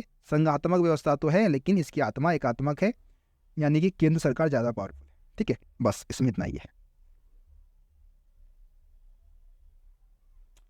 अगला क्वेश्चन आता है, स्थानीय शासन से आप क्या समझते हैं? स्थानीय शासन का मतलब क्या है? ठीक है, तो ग्रामीण तथा जिला स्तर की शासन व्यवस्था को हम क्या बोलते हैं? स्थानीय शासन बोलते हैं, सिंपल परिभाषा। अब अगला क्वेश्चन है, हमें स्थानीय शासन की जरूरत क्यों है? सिंपल क्वेश्चन आता है भाई, ज़्यादा घुमाएगा फिराएगा नहीं, सिंपल क्वेश्चन फेंक देगा तुम्हारे पेपर में। तो स्थानीय शासन जो है आम लोगों के नज़दीक की शासन व्यवस्था है और इससे आपके रोज़मर्रे की जो समस्या है उसका समाधान जल्दी मिल जाता है। कम पैसे खर्च करके भी आप क्या कर सकते हो? अपनी समस्याओं का समाधान शीघ्रता से पा सकते हो, है ना। तो इसीलिए हमें मतलब हमें स्थानीय शासन की ज़रूरत है, और इससे क्या होता है कि लोगों में लोकतंत्र के बारे में जो जागरूकता है वो भी फैलती है, राजनीतिक जागरूकता का भी विकास देखने को मिलता है।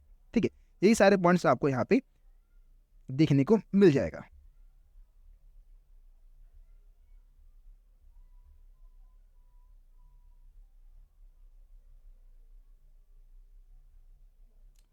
एक क्वेश्चन और देखिए इस चैप्टर से। क्वेश्चन है, राज्य चुनाव आयुक्त तथा राज्य वित्त आयोग से क्या अभिप्राय है। देखिए, राज्य चुनाव आयुक्त जो है प्रदेश के लिए जरूरी है कि वो एक साथ राज्य चुनाव आयुक्त नियुक्त करे। ठीक है, इस चुनाव आयुक्त की जिम्मेदारी पंचायती राज संस्थाओं को चुनाव कराने की होगी। मतलब जो राज्य चुनाव आयुक्त है ये राज्य सरकार द्वारा गठित की जाती है। इसकी जिम्मेदारी होती है जो पंचायती राज व्यवस्था है उसके लिए चुनाव करवाना। सिंपल मतलब।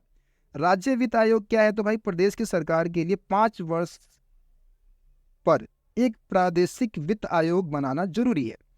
इसका भी स्थापना राज्य सरकार द्वारा की जाती है, और यह आयोग प्रदेश में मौजूद स्थानीय शासन के संस्थानों की जो आर्थिक स्थिति है उसकी जानकारी रखेगी और उनको वित्तीय जो सुविधाएं वो भी मुहैया कराएगी। बस इतना बता दो, काफी है।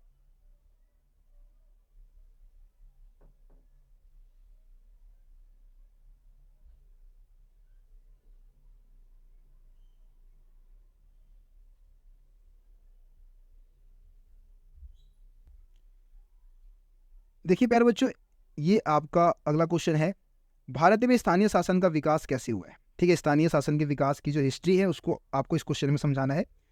क्वेश्चन है कि मतलब भारत में स्थानीय शासन का विकास कैसे हुआ। तो देखो, प्राचीन समय से ही भारत में जो लोग थे वो एक जगह इकट्ठा होकर शासन व्यवस्था को चलाते थे, है ना। तो इसको हम उस समय क्या बोलते थे, सभा के रूप में मौजूद थी, सभा बोला करते थे, सभा के रूप में ये चीज़ें मौजूद थी। आधुनिक समय में जो निर्वाचित निकाय है, जो स्थानीय शासन की निर्वाचित निकाय है, वो 1882 में अस्तित्व में आता है। उस समय इसको क्या बोला जाता था, मुकामी बोर्ड कहा जाता था। ठीक है, फिर 1919 में क्या होता है, भारत सरकार अधिनियम पारित होता है जिसके तहत अनेक प्रांतों में ग्राम पंचायतें बनाई जाती है। जब संविधान बना तो स्थानीय शासन को का जो विषय है वो प्रादेशिक सरकार जो है राज्य सरकार को सौंप दिया गया था। राज्य सरकार इस पर कानून बनाती थी। संविधान के नीति निर्देशक सिद्धांत में भी इसकी चर्चा की गई थी। पंचायती राज व्यवस्था की चर्चा संविधान के नीति निर्देशक सिद्धांत में भी की गई थी। महात्मा गांधी जो चाहते थे कि शक्ति का विकेंद्रीकरण छोटे से छोटे स्तर पे होना चाहिए और पंचायती राज व्यवस्था को मजबूत बनाना चाहिए हमें, है ना। फिर क्या होता है, आपको पता है कि भाई संविधान का जो 73वां है और 74वां संवैधानिक संशोधन को मजबूती मिलती है, मजबूत आधार मिलता है। उससे पहले आपको पता है कि 1952 में सामुदायिक विकास कार्यक्रम इस क्षेत्र में एक अन्य प्रयास था। इस पृष्ठभूमि में ग्रामीण विकास कार्यक्रम के तहत एक त्रिस्तरीय पंचायती राज व्यवस्था की शुरुआत 1959 में यह सिफारिश की गई थी कि त्रिस्तरीय पंचायती राज व्यवस्था की स्थापना की जाए। ठीक है, 1987 में क्या होता है, स्थानीय शासन के संस्थानों के जो है संस्थान है उसका पुनः अवलोकन किया जाता है, और 1989 में पीके थुंगन समिति ने स्थानीय शासन की निकायों को संवैधानिक दर्जा प्रदान करने की सिफारिश की थी। जो पीके थुंगन समिति है उन्होंने कहा कि भाई इसको संवैधानिक दर्जा मिलना चाहिए, है ना, और इसके नियमित टाइम पे इसके चुनाव होना चाहिए और एक फंड इनको दिया जाना चाहिए पंचायती संस्थान को। ठीक है, फिर आपको पता है कि 73वां 74वां संवैधानिक संशोधन होता है कब, 1992 में, और 73वां संवैधानिक संशोधन जो है ग्रामीण स्थानीय शासन से संबंधित है, और 74वां जो संशोधन हुआ इसका संबंध किससे था, शहरी स्थानीय शासन से था। ठीक है, तो इस तरीके से ग्राम पंचायत और शहरी क्षेत्र में नगर निगम वगैरह है उसकी स्थापना की गई है। तो इसके बारे में ये क्वेश्चन था। चलिए प्यारे बच्चों, कुछ और क्वेश्चन जो है यहाँ पे सपोर्ट मटेरियल से दिया हुआ है। और जैसे पहला क्वेश्चन है कि लोकसभा कार्यपालिका को राज्यसभा की तुलना में क्यों कारगर ढंग से नियंत्रण में रख सकती है ना। लोकसभा कार्यपालिका पर ज़्यादा नियंत्रण रख सकती है, अच्छे से कारगर ढंग से नियंत्रण रख सकती है राज्यसभा की तुलना में, क्यों। तो देखिए, जो प्रश्न काल है ना, प्रश्न वगैरह पूछने का जो कामकाज होता है वो किस में होता है, लोकसभा में होता है ना। तो इस तरीके से प्रश्न या पूरक प्रश्न पूछ के कार्यपालिका के काम या प्रस्ताव को रोका जा सकता है। अविश्वास प्रस्ताव कहाँ पारित होता है, लोकसभा में ही पारित होता है। तो अविश्वास प्रस्ताव पारित करके भी उस पर नियंत्रण रखा जा सकता है। मंत्री परिषद लोकसभा के प्रति उत्तरदायी होते हैं, ना कि राज्यसभा के प्रति। तो इस वजह से भी जनता द्वारा चुने हुए प्रतिनिधि होते हैं। लोकसभा के जितने भी सदस्य होते हैं वो किसके द्वारा चुने जाते हैं? जनता द्वारा चुने जाते हैं। राज्यसभा के सदस्य जो है वो जनता द्वारा नहीं चुने जाते, है ना। लोकप्रिय सदन है, ये आपको मालूम है। इसके अलावा सदस्य संख्या अधिक है ना। लोकसभा में राज्यसभा की तुलना में ज़्यादा सदस्य होते हैं, तो इसलिए ये कार्यपालिका पर ज़्यादा अच्छे ढंग से नियंत्रण रख सकती है। ये सारे पॉइंट्स आप इसमें बता सकते हैं।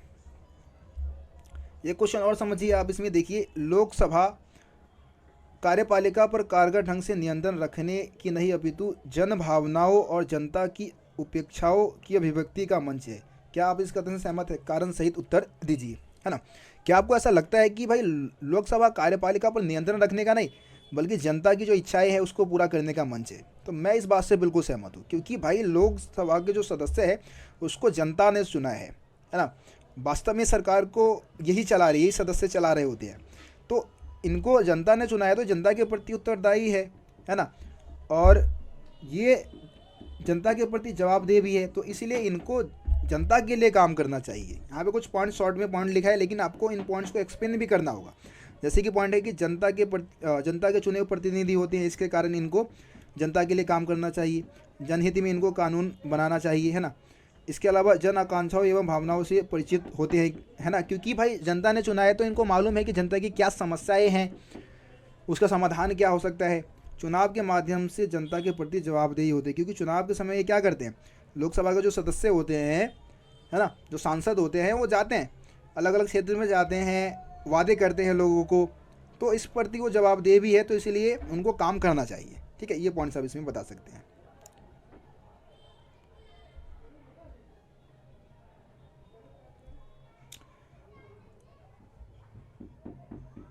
देखिए, इसमें से भी कुछ क्वेश्चंस हम देख लेते हैं जो कि आपके लिए इम्पोर्टेंट रहेगा, और कुछ बनाने वाले क्वेश्चंस हैं। जैसे कि आप इस क्वेश्चन को देखिए, जो हमारा दूसरा क्वेश्चन है वो है पंचायती राज व्यवस्था से क्या अभिप्राय है।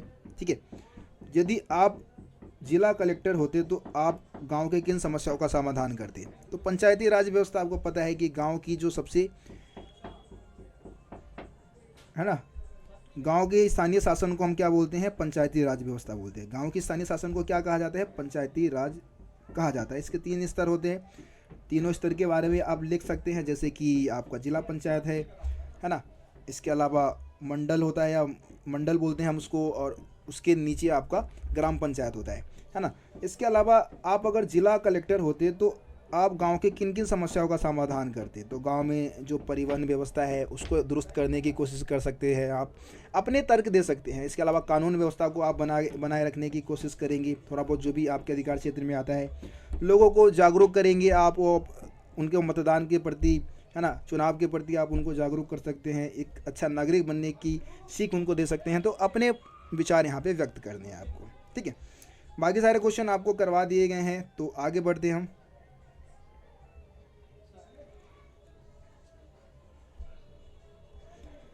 अगला क्वेश्चन है साधारण बहुमत और विशेष बहुमत में अंतर स्पष्ट कीजिए। देखिए, साधारण बहुमत का मतलब क्या होता है कि जो जितने भी सदस्य हैं उनका 50% प्लस 1 वोट, है ना, इसके माध्यम से कोई भी जो प्रस्ताव है वो पारित हो जाता है, तो उसको हम साधारण बहुमत बोलते हैं। विशेष बहुमत में क्या होता है कि 2/3 समर्थन चाहिए। ठीक है, 2/3 समर्थन के माध्यम से ही कोई प्रस्ताव को पारित किया जाता है, तो उसको हम विशेष बहुमत बोलते हैं। और इसमें कई बार जो आधे, जो मतलब आपकी विधान सभा होता है, विधानसभा या विधान पालिका है, कम से कम आधे विधान पालिकाओं का भी समर्थन चाहिए होता है, तो ये विशेष बहुमत के अंतर्गत आ जाता है। ठीक है, यहाँ पे आंसर लिखा भी होगा, मैं आपको दिखा देता हूँ ताकि आप ज़्यादा क्लियर हो जाए आंसर को लेके। यहाँ पे लिखा हुआ है कि साधारण बहुमत के लिए आधे से एक अधिक, यानी कि यहाँ पे आपको लिखा है मत की आवश्यकता होती है, जबकि विशेष बहुमत के लिए कुल सदस्यों का 2/3 मत चाहिए, है ना। अगला क्वेश्चन है भारतीय संविधान में विवादास्पद संशोधन कौन से कहे जाते हैं और क्यों? मतलब ऐसे संशोधन की कुछ ऐसे संशोधन हैं जो कि बहुत ज़्यादा विवाद के कारण माने जाते हैं, और क्यों माने जाते हैं उसके बारे में आपको बताना है यहाँ पे। तो 1971 से 76 के काल में कुछ संवैधानिक संशोधन हुए थे, जैसे कि 38वां है, 38वां है, 39वां है और 42वां है। ये बहुत ज़्यादा विवाद के कारण माने जाते हैं, क्योंकि ये इस समय मतलब ये संशोधन किए गए थे जब भारत में आपातकाल की घोषणा की गई थी, उसी दौरान किए गए थे, और बहुत सारे विपक्षी नेता जो थे उस समय जेल में थे, है ना। तो इस वजह से इसको विवाद का मुद्दा माना जाता है। लेकिन फिर ये तीनों जो संशोधन किए गए, जब सरकार बदली तो सरकार बदलने के बाद जो 43वां और 44वां संशोधन हुआ, उसके माध्यम से इनको निरस्त कर दिया गया था। ठीक है, तो इसके बारे में आप यहाँ पे लिख सकते हैं।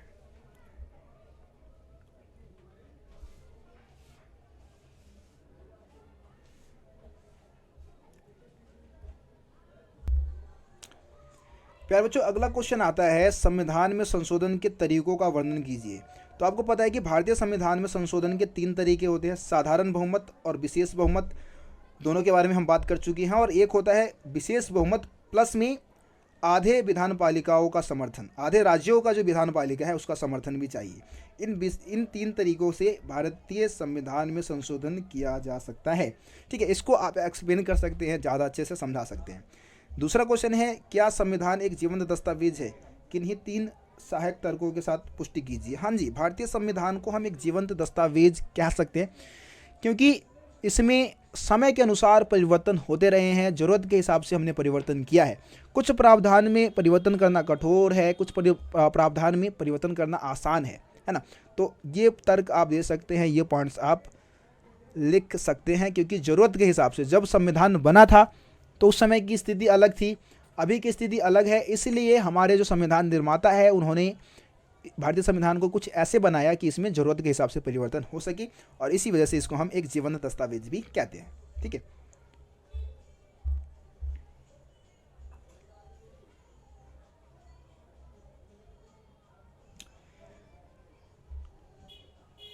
अगला क्वेश्चन देखते हैं। अगला क्वेश्चन है, संविधान की कोई 4 विशेषता। भाई सबको मालूम है, इसको करवाने की जरूरत नहीं है, पहले ही हम बात कर चुके हैं। उसके बाद है, संविधान की प्रस्तावना में स्थित या वर्णित किन्हीं 4 मूल्यों आदर्शों का वर्णन कीजिए। जो संविधान की जो प्रस्तावना है उसमें जो 4 मूल्य है उसका वर्णन करना है आपको इस क्वेश्चन में। ठीक है, तो इसमें आप समानता, स्वतंत्रता और न्याय और बंधुता की जो विचारधारा है इसके बारे में आप बता सकते हैं। डिटेल में आप बताएंगे कि भाई समानता का मतलब ये है कि कानून के सामने सब बराबर है, किसी के साथ जाति धर्म के आधार पर भेदभाव नहीं होगा। स्वतंत्रता का मतलब आप बता सकते हैं कि भाई आप स्वतंत्र पैदा हुए हैं और आप भारत में रहते हुए कहीं भी रह सकते हैं, कुछ भी काम कर सकते हैं, इसलिए स्वतंत्र है। न्याय का मतलब ये है कि भाई आपको कानून के सामने आप बराबर है और समान न्याय और समान अवसर पाने का अधिकार रखते हैं। बंधुता का मतलब क्या है? बंधुता का मतलब है वही भाईचारा होता है ना। तो ये आप इस तरीके से इसका आंसर लिख सकते हैं। अगला क्वेश्चन एक और देख लिया आप, व्यक्ति की स्वतंत्रता व सामाजिक न्याय को स्पष्ट कीजिए, है ना। व्यक्ति की स्वतंत्रता और सामाजिक न्याय से आप क्या समझते हैं? देखिए, व्यक्ति की स्वतंत्रता, भारतीय संविधान का चरित्र मजबूत उदारवादी बुनियाद पर आधारित है, जैसे कि मौलिक अधिकार आदि।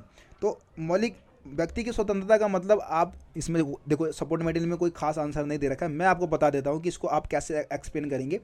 व्यक्ति की स्वतंत्रता का मतलब ये है कि भाई व्यक्ति स्वतंत्र रूप से पैदा हुआ है ना, तो वो अपने मर्जी से जीवन जीने का अधिकार है, उसको अपने तरीके से रहने का, स्वतंत्र रूप से रहने का अधिकार है। सामाजिक न्याय का मतलब ये है कि समाज में सभी को न्याय पाने का अधिकार है, बिना भेदभाव के उसको अपना काम धंधा करने का अधिकार है ना। सब समाज में समानता की स्थापना हो, यही सामाजिक न्याय के अंतर्गत आप बता सकते हैं। ठीक है, अब हम सेकंड बुक में आ चुके हैं और इस बुक से हम कुछ इंपॉर्टेंट क्वेश्चन आंसर को भी देख लेते हैं। जैसे कि पहला क्वेश्चन है, राजनीति क्या है? देखिए, सिंपल अर्थ राजनीति जो है वो शासन करने की कला है ना। ये राजनीतिक जो है वो सरकार के क्रियाकलापों को ठीक से चलाने की सीख देता है। इसके अलावा राजनीतिक जो है जन कल्याण से संबंधित है, जन कल्याण को बढ़ावा देता है। तो इस तरीके से आप राजनीति की परिभाषा दे सकते हैं। अगला क्वेश्चन है, हमें राजनीतिक सिद्धांत क्यों पढ़ना चाहिए? भाई हर एक व्यक्ति को राजनीतिक सिद्धांत का अध्ययन करना चाहिए। ठीक है, भविष्य में आने वाली समस्याओं के समय एवं उचित निर्णय लेने का जो सामान्य ज्ञान है वो आपके अंदर आ जाएगा अगर आप राजनीतिक सिद्धांत को पढ़ते हैं। इसके अलावा एक अधिकार संपन्न नागरिक और एक जागरूक नागरिक बनना चाहते हैं, आपको पता होना चाहिए आपके पास क्या अधिकार है ना। तो उसके लिए आपको राजनीतिक सिद्धांत का अध्ययन करना होगा। चेतना की जागृति के लिए, आप अपनी चेतना के विकास के लिए भी राजनीतिक सिद्धांत पढ़ सकते हैं, उसका अध्ययन करना चाहिए मत देने के लिए, है ना। समाज में जो भी पूर्वाग्रह है, जो भी कमियां है, उसको दूर करने के लिए, है ना, समाज में एकता कायम करने के लिए भी आपको इसका अध्ययन करना चाहिए। वाद विवाद, तर्क वितर्क, लाभ हानि का आकलन करने के लिए, ठीक है। इसके अलावा निर्णय लेने की कला सीखने के लिए भी हमें राजनीतिक सिद्धांत पढ़ना चाहिए। शासन व्यवस्था की जानकारी के लिए, नीति बनाने के लिए, किस तरीके से नीति बनेगा, लोकतंत्र के उपयोग का ज्ञान प्राप्त करने हेतु आपको राजनीतिक सिद्धांत को पढ़ना चाहिए। अपने अधिकारों और अपने कर्तव्यों को समझने के लिए आपको राजनीतिक सिद्धांत का अध्ययन करना चाहिए। तो ये सारे पॉइंट्स आप लिख सकते हैं, हमें राजनीतिक सिद्धांत क्यों पढ़ना चाहिए। इंपॉर्टेंट क्वेश्चन है, पेपर में आता है।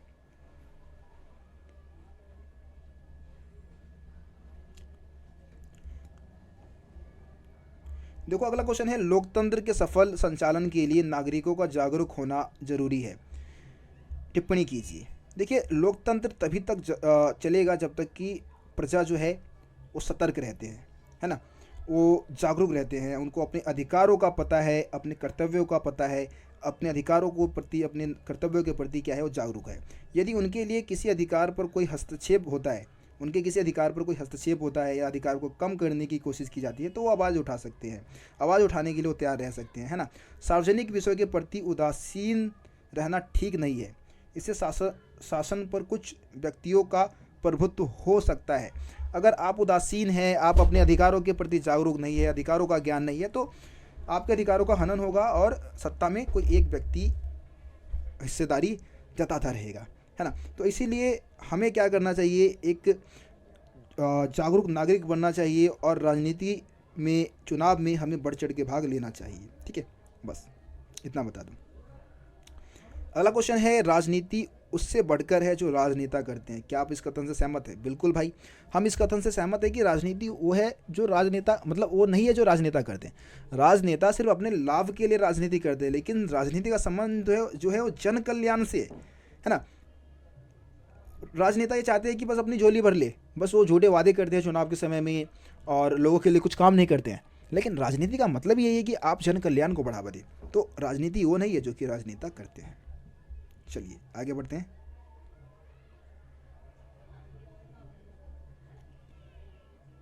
अगला क्वेश्चन है, स्वतंत्रता क्या है। देखिए, स्वतंत्रता जो है वो प्रतिबंधों और सीमाओं का अभाव है ना। इसी को हम क्या बोलते हैं, स्वतंत्रता बोलते हैं। स्वतंत्रता के दो आयाम है, एक है सकारात्मक स्वतंत्रता, एक है नकारात्मक स्वतंत्रता, ठीक है।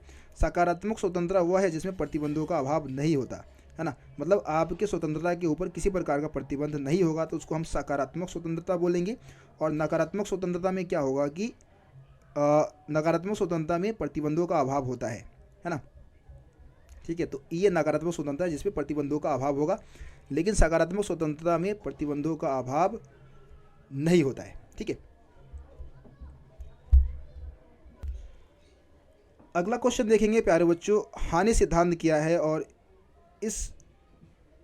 इसे परिपाटित करने वाले व्यक्ति कौन है। मतलब हानि सिद्धांत क्या है और इस विचार को कौन लेके आया है, उस विद्वान का नाम भी आपको बताना है, ठीक है। तो देखिए, हानि सिद्धांत जो है वो जॉर्ज स्टुअर्ट मिल के द्वारा दिया गया था, जिसके अंतर्गत किसी व्यक्ति की स्वतंत्रता पर प्रतिबंध तब लगाया जाएगा जब खुद की आत्मरक्षा करनी हो, ठीक है ना। जब आपको लगे कि भाई दूसरे व्यक्ति से आपको नुकसान होने वाला है, तो उसकी स्वतंत्रता पर प्रतिबंध लगने चाहिए। और एक सभ्य समाज के किसी व्यक्ति की सहमति के बिना तब लगाया जाता है स्वतंत्रता पर प्रतिबंध जब किसी अन्य व्यक्ति को बचाना हो, उस व्यक्ति की रक्षा करनी हो, तब जाके हमें किसी की स्वतंत्रता पर प्रतिबंध लगाना चाहिए। ये हानि सिद्धांत है, जिसको किसने दिया था, जॉन स्टुअर्ट मिल ने दिया था, ठीक है। तो इस तरीके से आप हानि सिद्धांत को जरूर याद करके रखिए, इंपॉर्टेंट क्वेश्चन है, पेपर में पूछा जाता है। अगला क्वेश्चन है, अभिव्यक्ति की स्वतंत्रता क्या है, इससे क्या अभिप्राय है। देखिए, अभिव्यक्ति की स्वतंत्रता इंपॉर्टेंट क्वेश्चन है। अभिव्यक्ति की स्वतंत्रता का मतलब है कि हर एक व्यक्ति को अपनी बात को, अपने विचार को रखने की स्वतंत्रता है ना। लेकिन व्यक्ति ऐसी बातें नहीं बोल सकता किसी को जिससे कि किसी के धर्म को ठेस पहुँचे या उसके धर्म को नुकसान पहुँचे, उसकी जाति को ठेस पहुँचे, है ना। ऐसे अभिव्यक्ति की स्वतंत्रता पर प्रतिबंध है, लेकिन बोलने की आज़ादी है। प्यारे बच्चों, अगला क्वेश्चन देखते हैं। अगला क्वेश्चन है, समानता का अर्थ क्या है, स्पष्ट कीजिए। तो प्रत्येक व्यक्ति को समान सुविधाएं प्राप्त होनी चाहिए ताकि वो अपने योग्यता के अनुसार अपना विकास कर सके, है ना। यही क्या है, समानता है। प्रत्येक व्यक्ति को क्या मिलनी चाहिए, समान सुविधाएं मिलनी चाहिए ताकि अपनी योग्यता के अनुसार अपना विकास कर सके, है ना। अगला क्वेश्चन है कानून के समक्ष समानता से क्या अभिप्राय है। तो देखिए, कानून के समक्ष समानता का मतलब ये है कि कानून के सामने सब बराबर है ना। अनुच्छेद 14 जो है इसमें भी कहा गया है कि कानून के सामने सब बराबर है और सबको कानून से समान संरक्षण पाने का अधिकार है। इसके अनुसार कोई भी व्यक्ति कानून के सामने बड़ा या छोटा नहीं होगा। कानून के लिए कोई छोटा बड़ा नहीं है, सब एक समान है। धनी निर्धन, छोटा बड़ा, ऊंच नीच, अशिक्षित शिक्षित, सभी के साथ समान बर्ताव होना चाहिए। कानून से समान संरक्षण मिलनी चाहिए।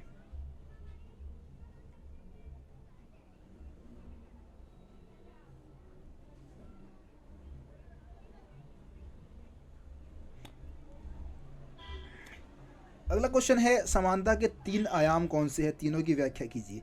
समानता के 3 आयाम या 3 प्रकार बोल सकते हो तो राजनीतिक समानता है ना। राजनीतिक समानता में क्या है कि सभी नागरिकों को समान नागरिकता प्रदान होनी चाहिए, है ना, जिसमें वो संगठन बना सकते हैं, मत डालने का अधिकार उनको मिलना चाहिए, अभिव्यक्ति की स्वतंत्रता मिलनी चाहिए। ये सब समानता के अंतर्गत आ जाता है। उसके बाद है आर्थिक समानता। आर्थिक समानता का मतलब ये है कि आर्थिक समानता के माध्यम से धनी और निर्धन के बीच की जो खाई है उसको कम किया जाए, है ना। और जो धनी है उस पर सरकार क्या कर सकती है, टैक्स लगा के जो गरीब लोग हैं उनके विकास के लिए काम कर सकती है ना। उनको आजीविका के साधन उपलब्ध करा के उनकी स्थिति को सुधार सकती है। तो ये है सामाजिक समानता में क्या होता है कि सामाजिक समानता व समान अधिकार देना इस लक्ष्य को प्राप्त करने का पहला कदम है। ठीक है। साथ ही साथ समाज में सभी लोगों को जीवन यापन के लिए अनिवार्य चीज़ों के साथ साथ पर्याप्त स्वास्थ्य सुविधाएं, शिक्षा, पोषक तत्व, आहार, न्यूनतम वेतन की गारंटी, ये सब चीज़ें उनको मिलनी चाहिए, चाहे वो महिला हो पुरुष हो, है ना, सभी के लिए। ठीक है। तो ये है सामाजिक समानता। इसके अलावा समाज में जो वंचित वर्ग है या जो महिलाएं हैं उनको समान अधिकार दिलाना भी एक तरीके से सामाजिक समानता को स्थापित करने का एक तरीका है। ठीक है।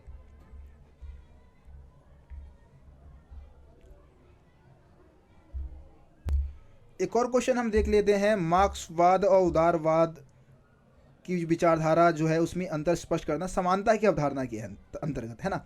समानता के अवधारणा के अंतर्गत मार्क्सवाद और उदारवाद में अंतर स्पष्ट करना है। तो देखिए, मार्क्सवाद में क्या होता है, मार्क्सवाद में संसाधन पर राज्यों का नियंत्रण होता है, यानी कि सरकार का नियंत्रण होता है, और राज्य व्यक्ति की आवश्यकता के अनुसार संसाधनों का वितरण करती है, जो जरूरतमंद लोग हैं उसको सहायता प्रदान करती है।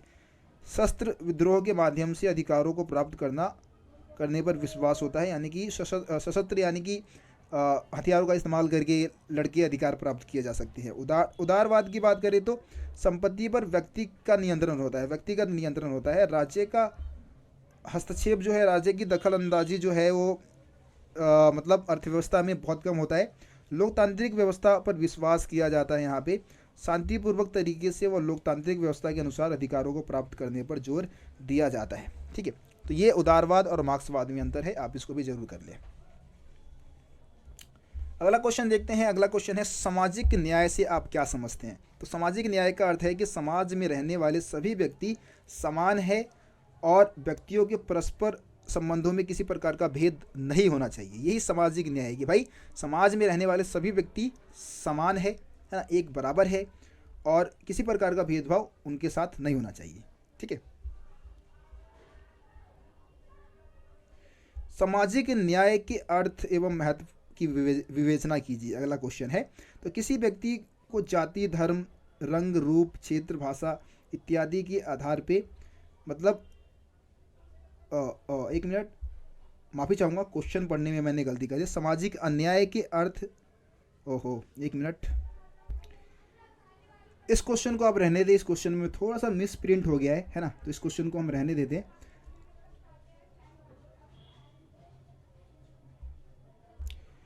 तो अगले क्वेश्चन में हम बात करने वाले हैं रॉयल्स जो है उसके न्याय सिद्धांत की, है ना।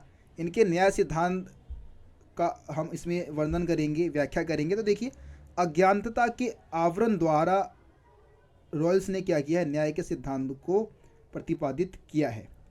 उनका कहना है कि यदि व्यक्ति को यह अनुमान ना हो कि वह समाज में उसकी क्या स्थिति है ना, और उसको समाज को संगठित करने का काम दिया जाएगा, तो वो हमेशा ऐसी नीति बनाएगा जो कि सभी के लिए सुविधाजनक होगा, सभी की भलाई के लिए सर्वश्रेष्ठ नीति बनाएगा जिससे कि सभी की भलाई हो सकता है। अगर उसको पता नहीं कि समाज में उस स्थिति उसकी क्या हैसियत है, क्या स्थिति है, तब अगर उसको अधिकार दिया जाता है तो वो क्या करेगा, हमेशा ऐसी नीतियाँ बनाएगा जिससे कि सभी की भलाई हो सकती है ना। सामाजिक न्याय की स्थापना के लिए अमीरी गरीबी को दरमियान, जो अमीर और गरीबी के बीच में जो गहरी खाई है उसको कम करना, समाज के सभी लोगों के लिए न्यूनतम जीवन स्तर सुनिश्चित करना, शुद्ध पेयजल, न्यूनतम मजदूरी, शिक्षा और भोजन मुहैया कराना, ये बहुत ज़रूरी है ना सामाजिक न्याय की स्थापना के लिए। तो ये रॉल्स के न्याय सिद्धांत है। इन्होंने कैसे प्रतिपादित किया है इस सिद्धांत को, तो अज्ञानता के आवरण के द्वारा, है ना। इसमें आप समझ गए क्या मैंने आपको बताया। अगला क्वेश्चन है, सामाजिक न्याय की स्थापना के लिए सरकार द्वारा किए जाने वाले 3 सिद्धांतों पर प्रकाश डालिए। मोस्ट इंपोर्टेंट क्वेश्चन है 6 मार्क्स के लिए, कि सरकार जो है वो सामाजिक न्याय की स्थापना कैसे कर सकती है, कौन कौन से कदम उठा सकती है। तो सबसे पहले समान लोगों के प्रति समान बर्ताव, है ना। अगर लोग समान है तो उनके साथ समान बर्ताव होना चाहिए, उनके साथ किसी वर्ग, जाति, नस्ल, लिंग के आधार पर भेदभाव नहीं किया जाएगा, ठीक है। समान लोगों के साथ समान बर्ताव किया जाएगा, इससे हम न्याय की स्थापना कर सकते हैं, सरकार न्याय की स्थापना कर सकती है। उसके बाद है समानुपातिक न्याय। इसके अंतर्गत क्या होता है कि किसी काम को करने, मेहनत या कौशल, है ना, इस आदि इन चीज़ों को ध्यान में रखते हुए परिश्रम का निर्धारण किया जाना चाहिए, है ना। अगर एक मजदूर है जो कि ईंट ढोता है और एक डॉक्टर है तो दोनों का समान वेतन होना ये न्याय नहीं होगा। डॉक्टर ने काफ़ी मेहनत किया है, स्टडी की है ना, तपस्या किया है, जब जाके वो डॉक्टर बना है। तो यहाँ पे अगर हम बराबर अधिकार, बराबर वेतन की बात करेंगे तो ये सामाजिक न्याय नहीं होगा। तो इसीलिए समानुपातिक न्याय में क्या होता है कि किसी व्यक्ति के कौशल और योग्यता के अनुसार उसको उसका परिश्रम मिलना चाहिए, ठीक है। विशेष ज़रूरतों का विशेष ख्याल, जो लोग कुछ महत्वपूर्ण संदर्भों में समान नहीं होते हैं उनके साथ विभिन्न ढंग से बर्ताव करना चाहिए। जैसे कि विकलांग व्यक्ति है तो उनके लिए विशेष सुविधाएं मिल जाएगी तो अच्छी बात है, उससे न्याय की स्थापना होगी, है ना। तो ये तीनों पॉइंट आप बता सकते हैं जिसके माध्यम से सरकार न्याय की स्थापना करती है ना। सबसे पहले समान लोगों के साथ समान बर्ताव होना चाहिए, समानुपातिक न्याय होना चाहिए, यानी कि कौशल और योग्यता के अनुसार परिश्रमिक मिलना चाहिए, और विशेष ज़रूरतों का विशेष ख्याल भी रखना चाहिए, ठीक है। चलिए आगे बढ़ते हैं।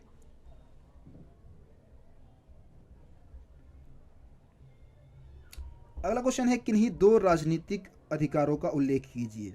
तो 2 राजनीतिक अधिकार क्या है आपके, चुनाव में भाग लेना, मत डालना, है ना, उम्मीदवार बनने का अधिकार है आपके पास। इसके अलावा सरकारी पद ग्रहण करने व सरकार की आलोचना करने का भी अधिकार है। ये राजनीतिक अधिकार के अंतर्गत आ जाता है। चुनाव लड़ना, वोट डालना, है ना, उम्मीदवार बनना, ये सब आपके राजनीतिक अधिकार के अंतर्गत आ जाते हैं। अगला क्वेश्चन है, नागरिकों द्वारा निभाए जाने वाले कर्तव्यों का वर्णन कीजिए। इसके बारे में हम पहले ही बात कर चुके हैं, लेकिन इंपॉर्टेंट क्वेश्चन है, इसको जरूर देख के जाना भाई, ठीक है। अगला क्वेश्चन है, अधिकार और कर्तव्य, अधिकार में कर्तव्य निहित है, स्पष्ट कीजिए, है ना। मतलब अगर अधिकार है तो उसमें कर्तव्य निहित होता है, कर्तव्य भी होता है उसके तहत, उसके साथ। तो इस कथन को आपको स्पष्ट करना है। या फिर अगला क्वेश्चन इसी को दूसरे तरीके से पूछते हैं कि अधिकार और कर्तव्य के आपसी संबंधों के किन्हीं 2 उदाहरणों का उल्लेख कीजिए, कि भाई अधिकार और कर्तव्य जो आपस में संबंधित है। 2 उदाहरण के तहत आपको इसको स्पष्ट करना है। तो देखो, एक व्यक्ति का अधिकार दूसरे का क्या है, कर्तव्य है। व्यक्ति का जो अधिकार है वो दूसरे व्यक्ति का क्या बन जाता है, कर्तव्य बन जाता है। वह उसके अधिकारों को माने तथा उसे किसी प्रकार की बाधा उत्पन्न ना करे। इसी प्रकार एक के अधिकार दूसरे का कर्तव्य बन जाता है ना। अगर कोई व्यक्ति है जिसको स्वतंत्रता का अधिकार है, कहीं भी रहने, किसी भी धर्म को फॉलो करने का अधिकार है, तो दूसरे व्यक्ति का एक कर्तव्य बनता है कि उसको इस चीज़ में ना रोके, है ना। तो इसीलिए एक व्यक्ति का अधिकार दूसरे व्यक्ति का कर्तव्य बन जाता है ना।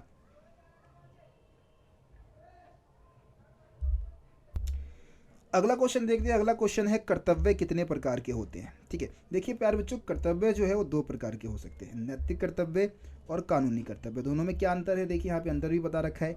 जैसे कि नैतिक कर्तव्य मतलब इसको फॉलो करना आपके नैतिक विचार पर आधारित है, लेकिन ये कानूनी कर्तव्य होते हैं जो कानून के तहत आपको फॉलो करना ही पड़ेगा, है ना। जैसे कि नैतिक कर्तव्य की अगर हम बात करें तो अपने परिवार को स्वच्छ रखने का कर्तव्य है, बच्चों को उचित शिक्षा देने का कर्तव्य है, माता पिता और बुजुर्गों की सेवा करना, सामाजिक नियमों का पालन करना, इसके अलावा परिवार की आवश्यकताओं को पूरा करना, ये हमारा नैतिक कर्तव्य है। कानूनी कर्तव्य में क्या आता है? संविधान का सम्मान करना, है ना, राष्ट्रीय ध्वज राष्ट्रीय गीत का सम्मान करना, कानून व्यवस्था को बनाए रखना, नियमित रूप से कर देना, राष्ट्रीय संपत्ति की रक्षा करना, देश की सुरक्षा करना, ये और देश की अखंडता, स्वतंत्रता, अखंडता और जो संप्रभुता है उसको भी बचाए रखना, ये हमारे कानूनी कर्तव्य के अंतर्गत आ जाते हैं। ठीक है, तो ये सभी हमारे कर्तव्य है। उम्मीद करता हूँ इसको आप समझ चुके होंगे।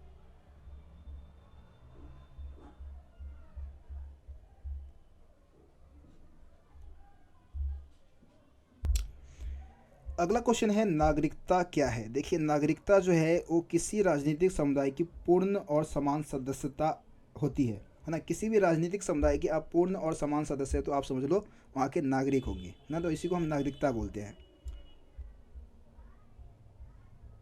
अगला क्वेश्चन है अच्छे नागरिक का निर्माण करने वाले कौन कौन से गुण हैं?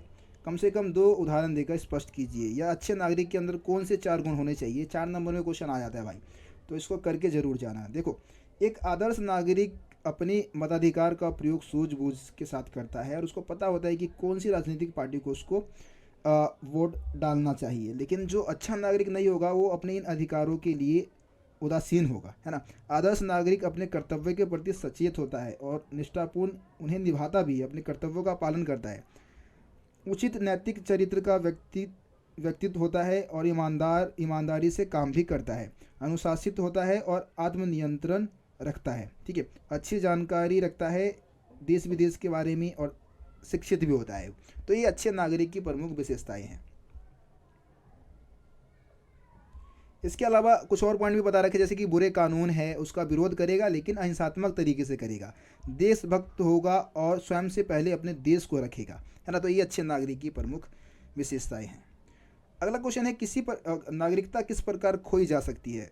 ठीक है, खोई किस प्रकार से जा सकती है? तो विदेशों में आप लंबे समय तक अगर निवास करते हो, रहते हो, तो आपकी नागरिकता खो सकती है। देशविद्रोही गतिविधि में आप जुड़े हुए तो आपकी नागरिकता छीनी जा सकती है। किसी विदेशी से विवाह कर लो तो भी आप अपनी नागरिकता खो सकते हो, है ना। किसी भूभाग के पृथक होने पर यदि देश का कोई हिस्सा किसी समझौते या संधि द्वारा अलग हो जाता है तो भी आप जिस देश से पहले थे, अब जिस देश में अब नए देश में अगर चले गए हो, नए देश का आप हिस्सा बन गए हो, तो आपको पुराने देश की नागरिकता आपसे छीन ली जाएगी, है ना। तो ये है इसमें। अगला क्वेश्चन है शरणार्थी का अर्थ स्पष्ट कीजिए तथा विस्थापन के कारण बताइए।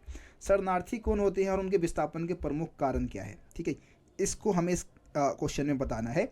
तो देखिए, विस्थापन के कारण जो लोग ना घर के रह जाते हैं ना घाट के, कहने का मतलब है ना घर लौट सकते हैं और ना कोई देश उनको अपनाने के लिए तैयार होता है, ये देश विहीन हो जाते हैं, मतलब उनके पास कोई देश नहीं है रहने के लिए। इसी को हम क्या बोलेंगे? शरणार्थी बोलेंगे। जैसे कि बांग्लादेश से, म्यांमार से बहुत सारे शरणार्थी भाग के आ जाते हैं भारत में, है ना। तो वो अपने देश नहीं जा सकते किसी मजबूरी की वजह से, और भारत भी उनको अपना नहीं सकता, तो वो शरणार्थी है। और कारण क्या होता है? तो अकाल, युद्ध, सुनामी, अत्याचार की वजह से लोग शरणार्थी बनने के लिए मजबूर हो जाते हैं। अगला क्वेश्चन है राष्ट्रवाद क्या है? तो राष्ट्रवाद सिंपल मतलब आप बताओ, राष्ट्र के प्रति प्रेम भावना दिखाना, राष्ट्रीय गीत, राष्ट्रीय ध्वज का सम्मान करना, यही क्या है? राष्ट्रवाद है। ठीक है,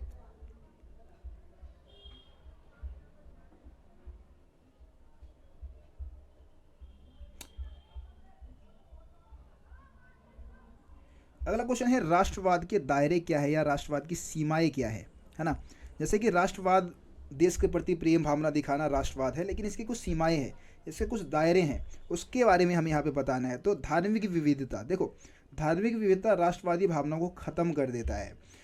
कई बार लोग धर्म को अपने देश से, राष्ट्र से पहले रख लेते हैं, तो ये कहीं ना कहीं राष्ट्रवाद को ख़त्म करता है, समाप्त करता है। क्षेत्रवाद मतलब कि भाई क्षेत्रवाद में क्या होता है कि लोग जो है वो अपने आप को किसी एक विशेष क्षेत्र के समझते हैं, है ना, और ये भी राष्ट्रवाद को ख़त्म करता है, राष्ट्रवादी भावना को उत्पन्न होने से रोकता है। आर्थिक असमानता, भाई आर्थिक असमानता में क्या होगा कि अमीरी गरीबी की खाई बढ़ती जाएगी, तो ये भी राष्ट्रवादी भावनाओं को ख़त्म करेगा, है ना। नैतिक मूल्यों का हास्य होता जा रहा है, लोग इन सब चीज़ों पर ध्यान नहीं देते हैं, तो इस वजह से भी भाषा की समस्या भी है ना। कई बार क्या होता है कि हिंदी भाषा को लेकर विभेद रहता है, खास करके आप साउथ में जाएंगे तो ये भी क्या करता है, कहीं ना कहीं राष्ट्रवादी भावनाओं को उत्पन्न नहीं होने देता है ना।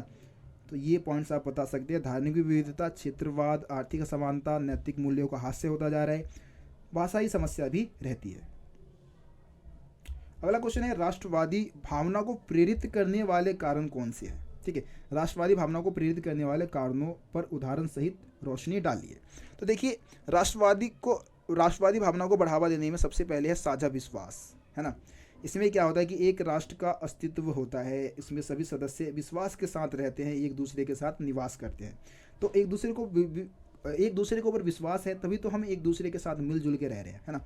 साझा इतिहास है, ये भी कहीं ना कहीं हमारे राष्ट्रवादी भावना को बढ़ावा देता है, एकजुट करके रखता है लोगों को, है ना। जो स्वतंत्रता आंदोलन के जो भी हमारा इतिहास रहा है, वो चीज़ हमें राष्ट्रवादी भावना को बढ़ावा देने में मदद देती है। भू क्षेत्र, जिस भू क्षेत्र में हम वर्षों से रहते आ रहे हैं, लंबे समय से रहते आ रहे हैं, हमारी स्मृतियाँ है, हम इसको मातृभूमि या पितृभूमि कह के पुकारते हैं या पवित्र भूमि कह के पुकारते हैं, तो ये भी राष्ट्रवादी भावना को बढ़ावा देता है। साझे राजनीतिक विश्वास रहता है हमारा लोगों का, जहाँ पे एक क्षेत्र में रह के हम धर्मनिरपेक्षता, लोकतंत्र, उदारवादी मूल्यों को अपनाते हैं, है ना, या किसी और दूसरी विचारधारा को एक साथ मिल के अपना रहे हैं, तो ये साझा राजनीतिक विश्वास है हमारा। साझी संस्कृति होती है, जिसमें हमारा संस्कृति भी मिला जुला होता है ना। ठीक है, तो ये भी जिसमें हम मिलजुल के तीज त्यौहार को आयोजित करते हैं, मिलजुल के तीज त्यौहार मनाते हैं, ये भी राष्ट्रवाद को बढ़ावा देता है। ठीक है, अगला क्वेश्चन है, धर्मनिरपेक्षता का अर्थ बताइए। तो बिना किसी भेदभाव के सभी धर्म को अपनाने व मानने और उसको प्रचार करने की स्वतंत्रता जो है, उसी को हम क्या बोलेंगे? धर्मनिरपेक्षता बोलेंगे, है ना। धर्मनिरपेक्षता वाले राज्य में किसी एक धर्म को राज्य महत्व नहीं देता है। ठीक है, तो यहाँ पे लिखा भी है धर्मनिरपेक्ष राज्य किसे कहते हैं? तो वह राज्य जहाँ सरकार की तरफ से किसी धर्म को मतलब धर्म को आधिकारिक तौर पे मान्यता नहीं दी गई हो, है ना। सर्वधर्म सम्मान, मतलब सर्व यानी कि सभी धर्म को बराबर का महत्व दिया गया हो, किसी एक विशेष धार्मिक समूह का वर्चस्व ना हो, है ना। तो इसी को हम क्या बोलते हैं? धर्मनिरपेक्ष राज्य बोलते हैं। ठीक है, अगला क्वेश्चन है, भारत के धर्मनिरपेक्ष स्वरूप के दर्शन वाले 3 विशेषता लिखिए। मतलब आपको ऐसा लगता है कि जो भारत है वो एक धर्मनिरपेक्ष राज्य है? अगर लगता है तो क्यों लगता है? तो हाँ भाई, मेरे को तो लगता है कि भारत एक धर्मनिरपेक्ष राज्य है ना। भारत में धर्मनिरपेक्षता राज्य के बहुत सारे गुण विद्यमान हैं, जैसे कि भारत का कोई राजकीय धर्म नहीं है, यहाँ किसी धर्म के विशेष किसी भी धर्म को राजधर्म की संज्ञा नहीं दी गई है। भारत एक पंथ निरपेक्ष तथा धर्मनिरपेक्ष राज्य है। इसका मतलब क्या है कि वास्तव में यहाँ मतलब भारत पंथ निरपेक्ष या धर्म निरपेक्ष है, इसका मतलब ये नहीं है कि भारत जो है वो धर्म विरोधी है। ठीक है, भारत धार्मिक मामलों में ज़्यादा दखल अंदाजी नहीं करता है, नागरिकों के साथ किसी प्रकार का धर्म के आधार पर भेदभाव नहीं करता है। ठीक है, तो इन सभी के आधार पर हम कह सकते हैं कि भारत एक धर्मनिरपेक्ष देश है।